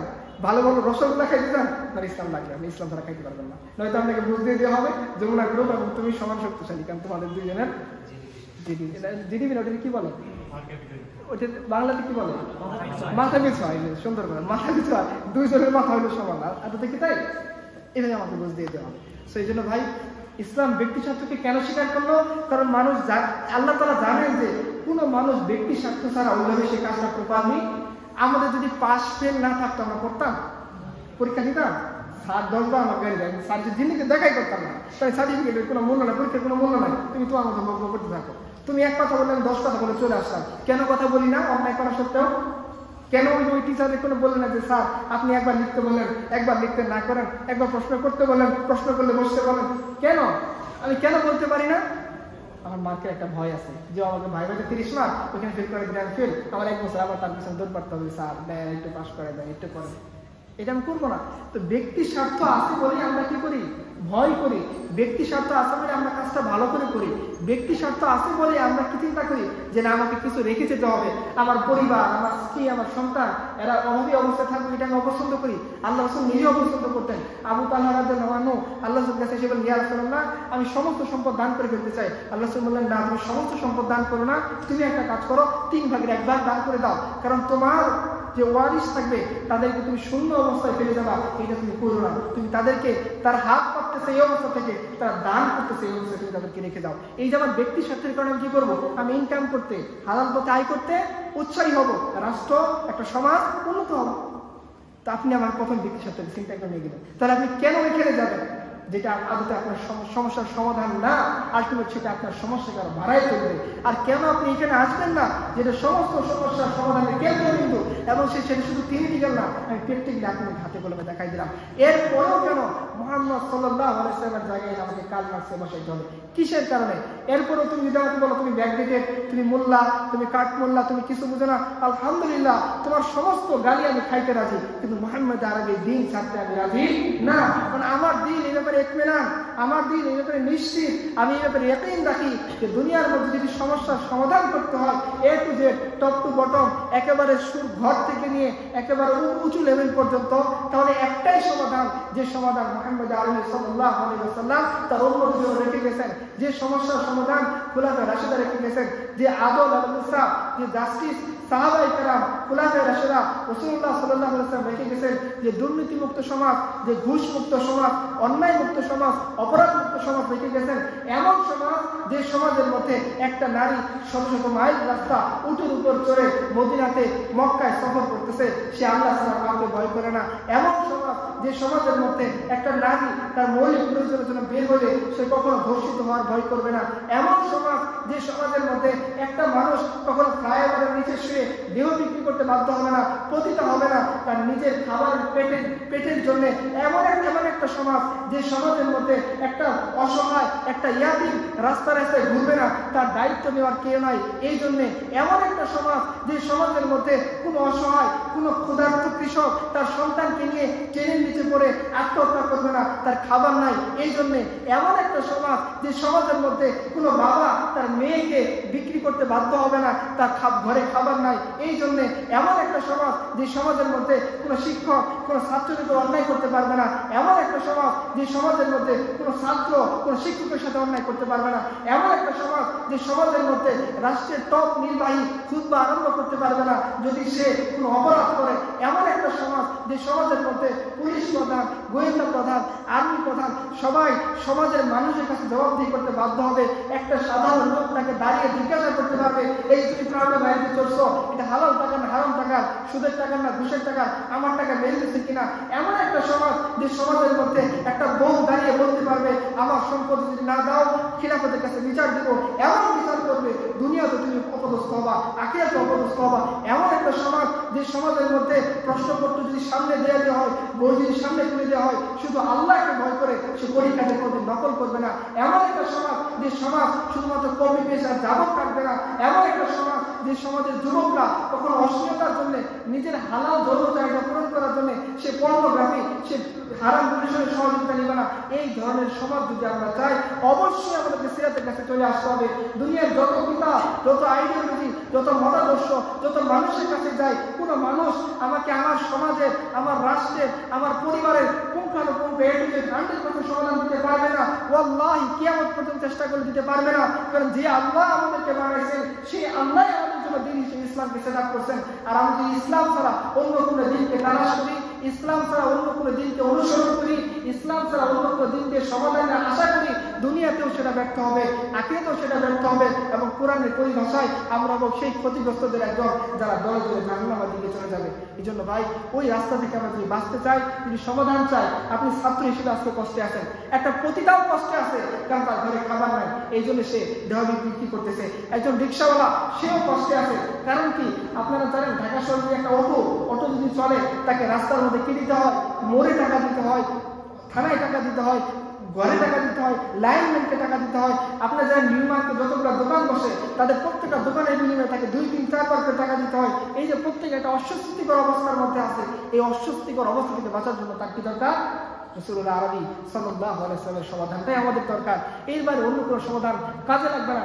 সাময়িক একটা উত্তেজনা এনে দিতে পারে, বিপ্লব করে আপনি শেষ করে দিতে পারেন, কিন্তু ওই বিপ্লব আপনাকে আদৌ কোনো সমাধান দিতে পারবে না। এমন বিপ্লব তৈরি করবেন যে বিপ্লবের প্রধানের মূর্তি জনগণ একসময় রাগে ক্ষোভে ধরে নিয়ে কি করে ফেলবে, ফেলে দেবে। এটাই হবে ভাই। দুনিয়ার সমস্ত আপনি আল্লাহ সুবহানাহু ওয়া তাআলা আমাদের এই হার্ডওয়্যার বানানোর আগে সফটওয়্যার বানাইছেন, আর এই সফটওয়্যারের নাম হচ্ছে ইসলাম। ইসলাম এমন দিন আদম আলাইহিস সালাম থেকে মুসা পর্যন্ত, মুসা থেকে ঈসা পর্যন্ত, ঈসা থেকে মুহাম্মদ সাল্লাল্লাহু আলাইহি ওয়াসাল্লাম পর্যন্ত প্রত্যেকটা মানুষের জন্য আল্লাহ তাআলা যে দিন সেটা করতে, সেটার নাম কি? আমরা এটাই ছেড়ে দিচ্ছি। কি কি কি কারণে আমরা ছেড়ে দিলাম? আমরা দাবি করি আমরা মুসলমানের সন্তান, ভাই বোন মুসলমান, দাড়ি আছে, টুপি আছে, কিন্তু দেখা যায় না যে ক্যারিয়ারিস্ট, যে আমি ক্যারিয়ার ছাড়া এবার একটু চিন্তা করতে পারি না। আজকে যদি বলা হয় যে তোমাকে ভাইবা বোর্ডে দাড়ি না রাখলে তোমাকে ভালো জায়গায় প্রমোশন দেওয়া হবে, কথা কথা অ্যাডমিন কার্ডারে জব দেওয়া হবে, দেখবেন মুসলমানের সন্তান দাড়ি কামিয়ে এসে ভাইবা বোর্ডে চলে যাবে। আজকে যদি বলা হয় যে সুন্নাহ তুমি যদি ছেড়ে দাও, দিন পালন যদি ছেড়ে দাও, তাহলে আমরা তোমাকে বিশেষ স্কলারশিপ দিয়ে নিয়ে যাবো, দেখবেন সে সুন্নাহ এবং দিন ছেড়ে দেবে। আমি এমন অনেকেই কথা জানি যার মা তাকে সন্তান জন্মের সময় চিন্তা করতেছে নামের আগে যদি এমডি মানে মোহাম্মদ শব্দ যুক্ত করে তাহলে তার ডিবি পাইতে সমস্যা হবে। আমাদের সময় ডিবির একটা সিস্টেম ছিল, এখনো আছে, যে মেডিকেতে যাওয়া যায়, এই ডিবি পাইতে সমস্যা হবে এই চিন্তা করে সে তার সন্তানের নামের আগে থেকে এমডি কেটে দিচ্ছে। কি চিন্তা করতেছে? মনে রাখবেন যে আমরা যত অন্যায় করি, যে অন্যায় চিন্তাটাই করি, যে আল্লাহ সুবহানাহু ওয়া তাআলা বলেন যে বান্দা যে কথা অন্তরে কল্পনা করে, যে ওয়াসওয়াসা তার অন্তরের মধ্যে আছে, বান্দা যদি এটা কথা মনে না করে সেটা আমি জানি না। আল্লাহ তাআলা বলেন ওয়া নাহনু আকরাবু ইলাইহি মিন হাবলিল ওয়ারিদ, বান্দার যে জগুলার বেরে রগ, এই রগের চেয়ে বান্দার নিকটবর্তী। এবং ওয়ালাকাদ খালাকনাল ইনসান ওয়া না'লামু মা তুওয়াসওয়িসু বিহি নাফসু, আল্লাহ তাআলা বলেন যে বান্দার অন্তরের মধ্যে যে ওয়াসওয়াসা দেয়, যে খারাপ চিন্তা সে করে, যেটা অন্য কেউ জানে না, তার পাশে বসে থাকা তার ক্লাসমেট, তার সহপাঠী, তার রুমমেট যে জিনিসটা উপলব্ধি করতে পারে না, আল্লাহ তাআলা বলেন আমি তার সেই ওয়াসওয়াসাটাও আমি জানি, আমি সেটাকে লিপিবদ্ধ করে রাখি। তাহলে আমরা কেন যাব, কেন দূরে সরে যাব? মনে রাখবেন যত অপরাধ আছে, किताब सादा रहेगा कब तक, कभी तो आगाज बाब होगा, जिन्होंने बस्ती उजाड़ डाला कभी तो उसका हिसाब होगा, शहर की खुशियां मनाने वालों शहर की तेवर बता रहा है, अभी तो इतना घुटन पड़ेगी कि सांस लेना अजाब होगा। এমন একটা সময় আসবে আপনি নিজেই বুঝতে পারবেন, আপনি নিজেই জীবনের সাথে নিজে ডিপ্রেসড হয়ে যাবেন, সাদি মোহাম্মদের মতো, অমুকের মতো, তমুকের মতো, আপনার জীবনটা শেষ হবে ফেলের মধ্যে ঝুলন্ত অবস্থা। আপনি ইসলামকে ছেড়ে দিয়েছেন, আপনি মনে করছেন যে আপনি ইসলামকে ছাড়া, সিরাতকে ছাড়া, কোরআনকে ছাড়া আপনার দুনিয়া, আপনার আখিরাত, আপনার পোস্ট পদবী সব ঠিক করে দেবেন। সম্ভব না। যদি তাই হতো তাহলে দুনিয়ার মধ্যে ভালো পজিশনে থাকা, ভালো অবস্থানে থাকা, যারা রবীন্দ্রসঙ্গীতের মাধ্যমে মানুষকে কি করে, মানুষের ব্যথা বেদনা দূর করতে চায়, আর যদি সেই দেখা গেল সে নিজের ব্যথা বেদনা দূর করতে না পারে নিজেই ফাঁসি দিয়ে আত্মহত্যা করে চলে যাচ্ছে। তাদের তো প্রবলেম সলভ হচ্ছে না, তার নিজেই হচ্ছে না। যে গাচ্ছে, যে আমাকে বলছেন তুমি শোনো, শুনলে সমস্যার সমাধান হয়ে যাবে, আমি বললাম ঠিক আছে দেখি, তো দেখা গেল ওই ফ্যান নিচে লটকে আছে, তাহলে আমি কিভাবে তার কাছ থেকে সমস্যা সলিউশনটা অ্যাকসেপ্ট করবো? How it possible? সেই জন্য ভাই আমরা একটু চিন্তা করি। সময় আমি চলে গেলাম, আমাকে বলে 3টা পর্যন্ত আর 2 মিনিট আছে।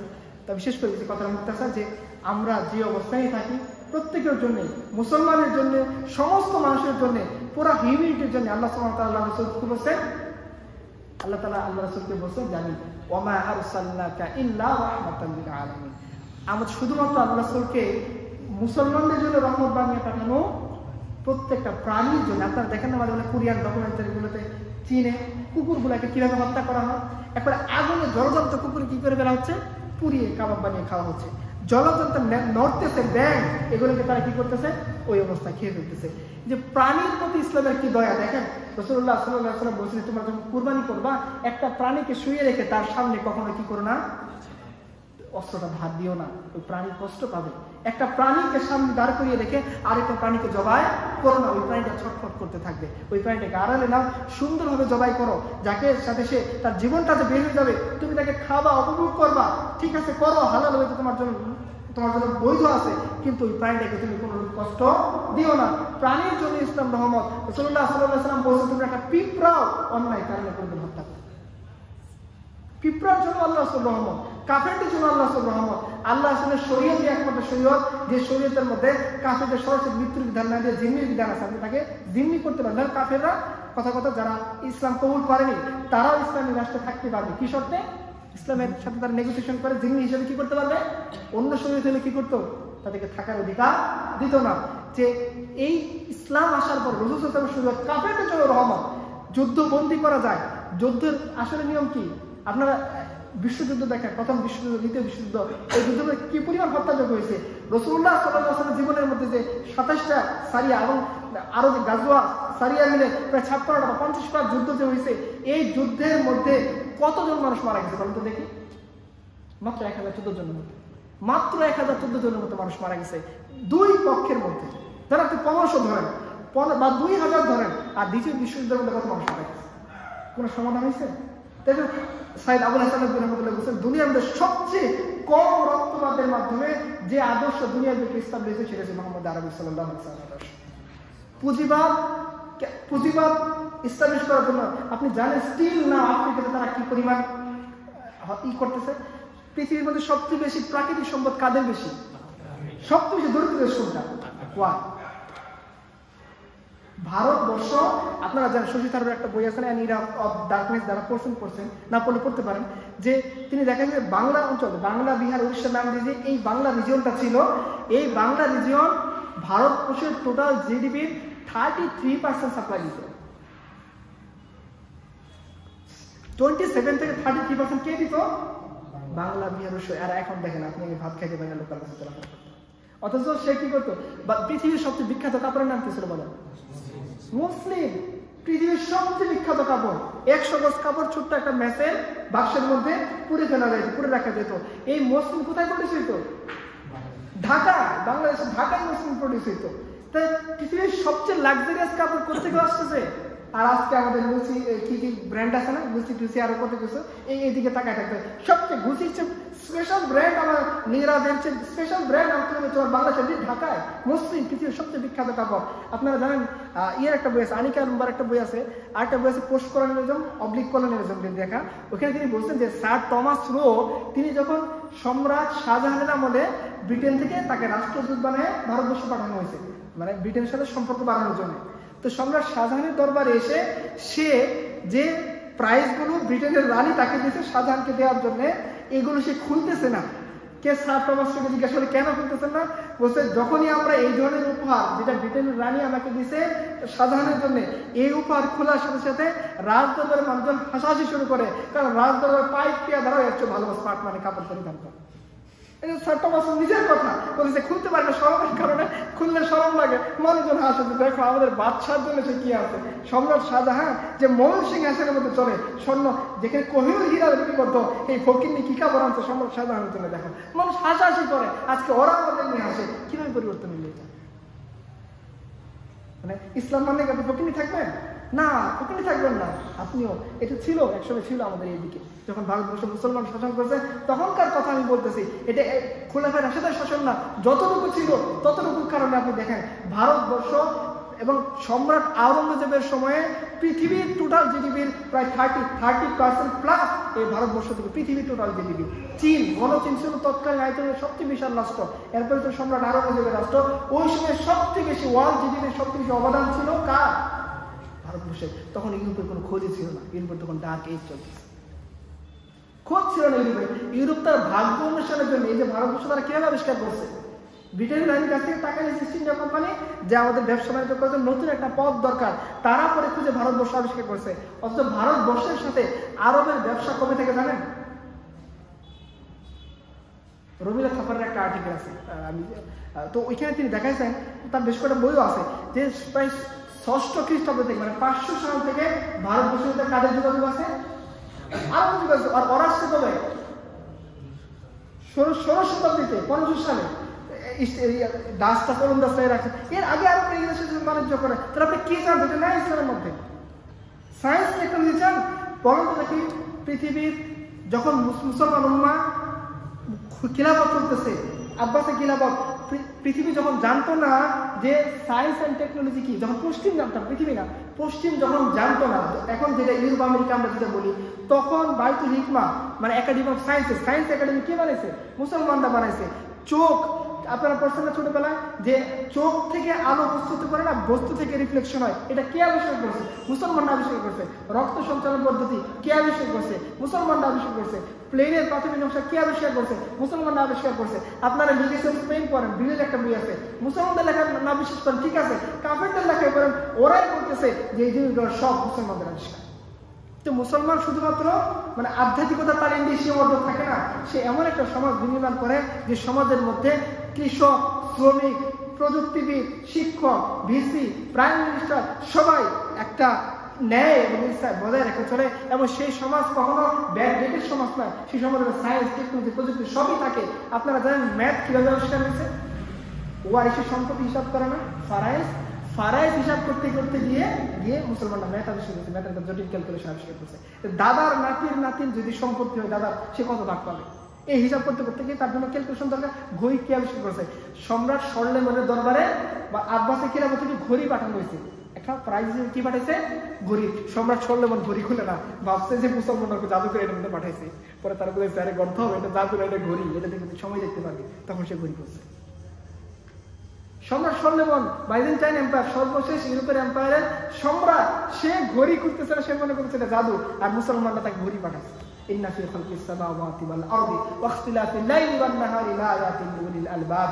আল্লাহ তাআলা বলেন পৃথিবীর দিন রাত্রি পরিবর্তনে দুনিয়ার মধ্যে আল্লাহ তাআলা বলেন যে এখানে গবেষণা বিশেষত আলবাব, যারা গবেষণা করতে চায়, নিদর্শন চায়, যারা সায়েন্টিস্ট, যারা বিজ্ঞানী। শেখ একটা কথা বলতেন, শেখ হারিজার মুখে আমি একবার শুনলাম, তিনি বলতেন যে এখানে এই আয়াত প্রদান শুধুমাত্র ডাক্তার ইঞ্জিনিয়ারই খুঁজে পাই, এখানে তো মৌলবী নাই। এখানে শুধুমাত্র আল্লাহ ডাক্তার ইঞ্জিনিয়ার কথা বলছেন। তোমরা উঠতে বসতে কি করো? আল্লাযীনা ইয়াযকুরুনা আল্লাহা কিয়ামান ওয়া কুউদান ওয়া আলা জুনুবিহিম ওয়া ইয়াতাফাক্কারুনা ফি খালকিস সামাওয়াতি ওয়াল আরদ। এই জমি আসমানে তোমরা গবেষণা করো। আল্লাহ বলে দিচ্ছেন আমাদেরকে গবেষণা করা নিষেধ না, তুমি সেটা পশ্চিম যেভাবে করে যাবে না। পশ্চিম কি করে? পশ্চিম একটা এখন ট্রান্সজেন্ডার ইস্যু চলতেছে। পশ্চিমা একাডেমিয়াতে এখন কেউ যদি ট্রান্সজেন্ডারের বিরুদ্ধে লেখে, তার চাকরি, তার গবেষণাপত্র পাবলিশ হয় না। 1900 সালের আগে পশ্চিম হোমোসেক্সুয়ালিটিকে মনে করতো মানসিক বিকৃতি, কিন্তু 1900 সালের পর থেকে পশ্চিম এখন কি মনে করে? বলেন সমকামিতার বিরোধিতা করা হলো মানসিক বিকৃতি। হোমোফোবিয়া ডাকে না তাকে? একটা সময় কি ছিল? হোমোসেক্সুয়ালিটি মেন্টাল ডিসঅর্ডার, এখন হলো হোমোসেক্সুয়ালিটির বিরোধিতা করাটাকে। পশ্চিম একাডেমিয়াতে কেউ যদি হোমোসেক্সুয়ালিটির বিরুদ্ধে কোনো পেপার সাবমিট করে, ওই পেপার এবং তাকে স্কলার থেকে ডিমোশন দিয়ে দেওয়া, ওএসডি করে দেওয়া, তুই স্কলার নাকি বা। তাহলে মত প্রকাশের স্বাধীনতাটা কোথায়? তোমাদের একাডেমিয়ায় তো কোনো স্বাধীনতা নাই। ইসলামের কথা বল, আমি কোনো ইসলামের কথা লিখবো না, জাস্ট একটা নিউট্রাল দৃষ্টিভঙ্গি থেকে আমি হোমোসেক্সুয়ালিটিকে রিফিউট করে একটা কলাম লিখবো, ডারউইনিজমের এভলিউশনকে রিফিউট করে একটা কলাম লিখবো, বা ট্রান্সজেন্ডার ইস্যুকে একটা রিফিউট করে কলাম লিখবো। পশ্চিমার কোন একাডেমি আমাকে সেই পেপার পাবলিশ, তাহলে কোথায় মত প্রকাশের সেই স্বাধীনতা? আর আমি তোমাকে মত প্রকাশের স্বাধীনতা দেখাই দেবো উমরের সময়ে, উমরের সামনে দাঁড়ায়, যাকে শয়তান ভয় করে একটা সাধারণ লোক দাঁড়ায় বলতেছে আপনার কথা শুনবো না, আপনি একে জবাব দিয়ে করেন। মত প্রকাশের স্বাধীনতা এই থেকে আপনারা চান? এখানে আসা লাগবে। আপনি অন্য কোথাও এত মত প্রকাশের স্বাধীনতা পাবেন না। এই জন্য আমাদের সময় শেষ হয়ে গেছে, অনেক সময় আপনাদের নিয়ে নিলাম। মোটামুটি আমি যেটা বলতে যাচ্ছি, সিরাত, সুন্নাহ, ইসলাম, কোরআন, এটি আমাদের সমাধান। শুধু আমাদের না, এটা মোল্লা মুরব্বি বা কোন নির্দিষ্ট গ্রুপের কোনো সমাধান না। পুরা হিউম্যানিটির জন্য সলিউশনটা কি? ইসলাম। পুরা হিউম্যানিটির জন্য আল্লাহ সুবহানাহু ওয়া তাআলা কি বলেছেন? ওমা আরসালনাকা ইল্লা রাহমাতাল লিল আলামিন। পুরা বিশ্বের জন্য আল্লাহ তাআলা আল্লাহ রাসূলকে কি করছেন? মনোনীত করছেন। আমরা যতক্ষণ পর্যন্ত এইখানে না আসবো, আর আমরা যদি মনে করি যে পশ্চিমের সাথে যদি টেক্কা না দেই, তাহলে আমাদের জীবন বোধহয় চলবে না।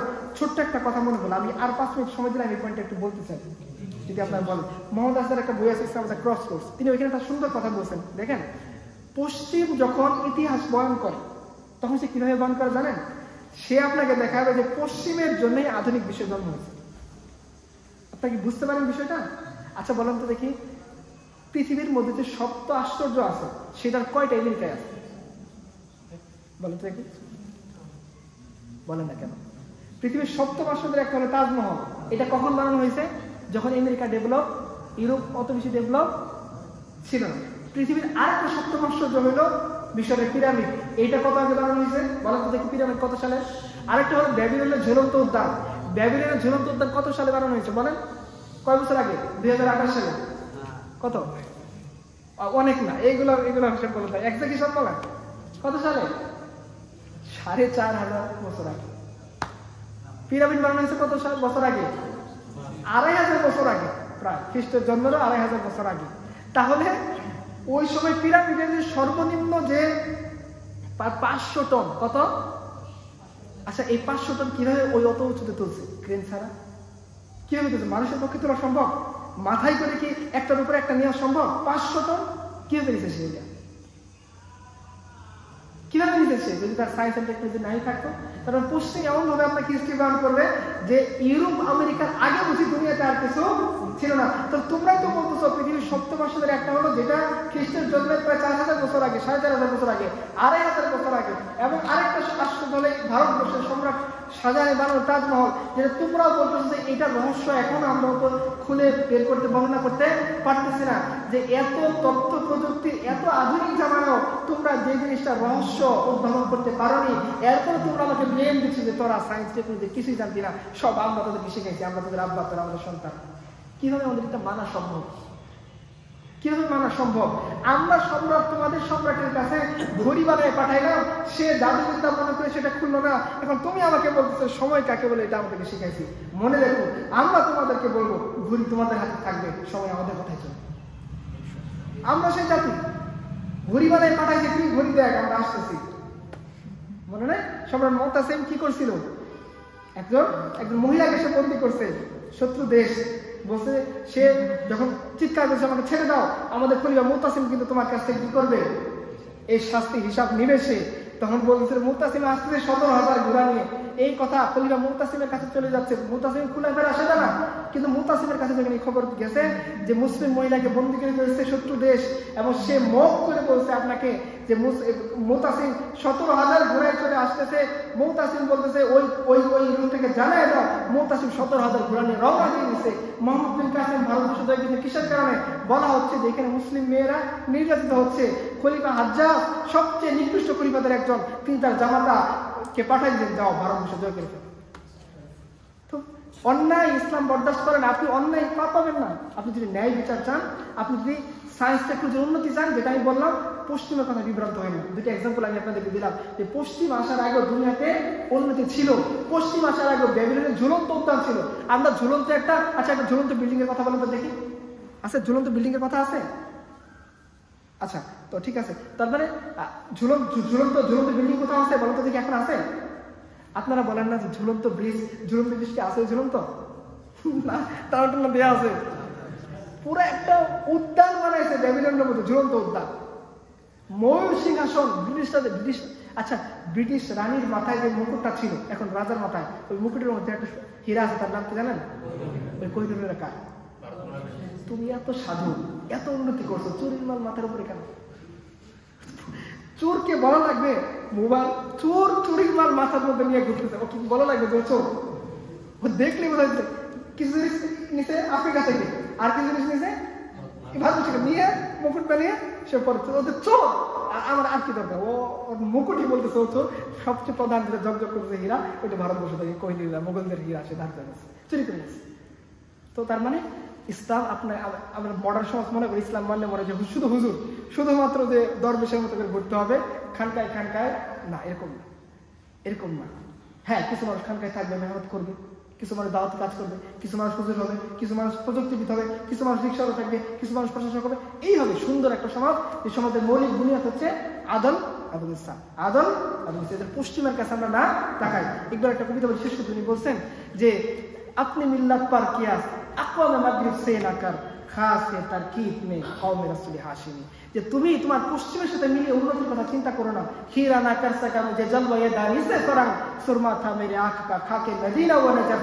উনি বলতেছেন দেখো আমিও পশ্চিমে ঘুরে এসেছি। পশ্চিমে তিনি বিএসসি করছেন, পশ্চিমে তিনি পিএইচডি করছেন। উনি বলছেন দেখো আমিও পশ্চিমে ঘুরে আসছি। পশ্চিমে শুধু উলঙ্গপনা, বেহায়াপনা, পশ্চিমে মানবতাবাদ বলে কিছু নেই, পশ্চিমে মানুষের কোনো অধিকার নেই, শুধু নোংরা, উলঙ্গপনা, বেহায়াপনা। ওই অবস্থায় নিজেকে বাঁচাইছে কি দিয়ে? বলছে কি দিয়ে? ইকবাল বলতেছেন যা সুরমা থা মেরে আঁখ কা খাকে মদিনা ও নজফ। ওই পশ্চিমের চোখ ধাঁধানো সায়েন্স অ্যান্ড টেকনোলজির ঝলকানি থেকে আমি নিজেকে বাঁচাইছি। আমি মদিনার মাটি দিয়ে নিজের চোখের সুরমা বানায় চোখের মধ্যে পরে রাখছিলাম, যার কারণে পশ্চিমের সায়েন্স অ্যান্ড টেকনোলজির ঝলক আমার চোখকে ঝলসা দিতে পারিনি। আমি ইসলামের পরিচয়, ইসলামের মধ্যে সব আসল নাই। পশ্চিমের ঝলকানি দেখে আমরা মনে না করি যে পশ্চিমের আগে দুনিয়ার কিছু ছিল না। পশ্চিমের আগে ছিল, যার এক্সাম্পল বেবিলনের ঝুলন্ত উদ্যান। পশ্চিমের আগে ছিল রেড ইন্ডিয়ানরা যখন প্রযুক্তির ক্ষেত্রে ডেভেলপ ছিল, ওদেরকে গিয়ে ভাস্কো দা গামা এরা মারছে, মেরে ওই আমেরিকা একটা মানুষ আমেরিকান নেটিভদের মেরে ফেলছে, নেটিভ তারা দাস বানাই ফেলছে, নেটিভদের দাস বানিয়ে ইউরোপে নিয়ে গেছে। এরপরে এই অঞ্চলটা দখল করে নেটিভদেরকে মেরে তারা আমেরিকা বানাচ্ছে। আমেরিকা আদতে একজন আমেরিকান না, সব মাইগ্রেট করা বাইরে দখলদার। এরপরও তারা যদি আমাদেরকে শেখায় যে তোমরা খারাপ, তো তোমরা কার, তোমাদের তো কোনো পরিচয় নেই, আমরা তো এই ভূখণ্ডের লোক, এই জমিনের লোক, আমরা কোনো ভূখণ্ড দখল করে সর্বা স্বাধীন তোমাদের কাছে। আর তোমরা কি করছো? ভূখণ্ড দখল করছো, ভূখণ্ডের মানুষদের মারছো, তাদের সভ্য থেকে ধ্বংস করে দিয়ে ওদেরকে ঘুরিয়ে দিয়ে এরপর তোমরা রাজত্ব শুরু করছো। মুসলমান এরকম করছে কোথাও? মুসলমানরা দেখে গেছে স্পেনে যাওয়ার পর স্পেনের সৌন্দর্য বাড়াই দিয়েছে, ভারতবর্ষে আসার পর ভারতবর্ষের সৌন্দর্য বাড়াই দিয়েছে, চীনে যাওয়ার পর আফ্রিকাতে যাওয়ার পর আফ্রিকার সৌন্দর্য বাড়াই দিয়েছে। কি না করছে মুসলমান? তোমরা মুসলমানদেরকে কোনোভাবে ব্রেন দিতে পারবে না। হিস্ট্রি আমাদেরকে যদি তারা ব্রেন নিতে পারে, তাহলে একটা আত্মপরিচয় বড় একটা সংকট তৈরি হচ্ছে। আমাদের জানতে হবে আমাদের হিস্ট্রি কি ছিল, আমরা কারা ছিলাম, কোথেকে আসছি, কিভাবে বিবর্তন। একটা প্রশ্ন করে দিবে ওই যে আসামের মতো যে তোমরা এই দেশের নাগরিক না, এনআরসি নাগরিকত্ব কেড়ে নিবে, এখন তোমরা চলে যাও, এরকম যাতে না হয় আমরা জানা থাকতে হবে। আপনারা শিক্ষিত মানুষ, এই কথাগুলো বলা হচ্ছে এই জন্য যে ইসলাম সব দিকের সলিউশন, ইসলাম সব দিকের উন্নতি যেটা বলেন সে সত্যিকার অর্থে যেটা উন্নতি, পশ্চিমের উন্নতি না, কিন্তু সায়েন্স অ্যান্ড টেকনোলজির উন্নতি না, ওভারঅল যেটাকে সত্যিকার অর্থে উন্নতি বলা যায় সেটা একমাত্র কোথায় আছে? ইসলামের মধ্যে আছে। আল্লাহ তাআলা আমাদেরকে সেই ইসলামের উপরে বাঁচা এবং সেই ইসলামের উপরে মরা তৌফিক দান করুন। আমরা যাতে ওমরের মতো বলতে পারি রাদিতু বিল্লাহি রাব্বাও ওয়া বিল ইসলামি দীনাও ওয়া বি মুহাম্মাদিন সাল্লাল্লাহু আলাইহি ওয়াসাল্লাম নাবিয়্যাহু ওয়া রাসূলাহ ওয়া সাল্লাল্লাহু আলা নাবিয়্যিনা মুহাম্মদ ওয়া আলা আলিহি ওয়া সাহবিহি আজমাইন। আসসালামু আলাইকুম ওয়া রাহমাতুল্লাহি ওয়া বারাকাতুহু।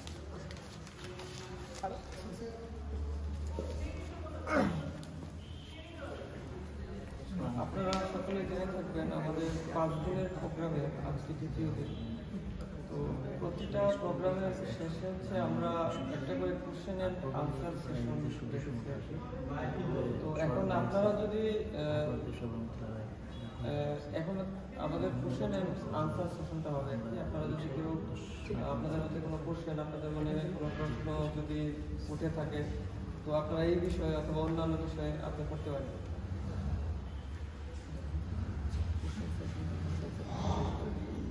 ভাই, একটা গুরুত্বপূর্ণ বিষয় হলো, আপনারা জানেন যে এখানে দাউদ হক একাডেমি আছে, এখানে আমাদের ইউনিভার্সিটির স্টুডেন্টই শুধু আছে ফিমেল 100, এবং প্রোগ্রামগুলোতে 150-200 মতো আসে আমাদের জাহাঙ্গীরনগর।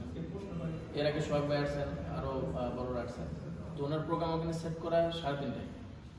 তো আপনারা যদি একটু অনুমতি দেন, কারণ তাইতে 10 মিনিটের মতো লাগবে, তো প্রশ্নোত্তর পর্বটা থাকতে পারে। আমরা ওনাকে আরও পরে নিয়ে আসবো ইনশাল্লাহ, সমস্যা নেই। তো আপনারা অনুমতি দিয়ে দেন ইনশাল্লাহ। আমাদের ইসলাম দরকার আছে, আমাদের বন্ধুদের ইসলাম দরকার নাই। ও হাফ প্যান্ট পরে 3/4 করে ঘুরতেছে। তো আপনি যতই পাক্কাই মনোলা হন, একসময় না শয়তান ধোকা দেবে। এবং আমাদের দিনে আসার সোর্স অনেক আছে, জুমার নামাজ, আমরা খতিব সাহেবের বয়ান শুনি, ভাই আসছেন ওনার কথা শুনলাম, 7 দিনব্যাপী প্রোগ্রাম চলতেছে। কিন্তু মেয়েদের দিন শেখার সোর্স আমাদের দেশে একেবারেই কম।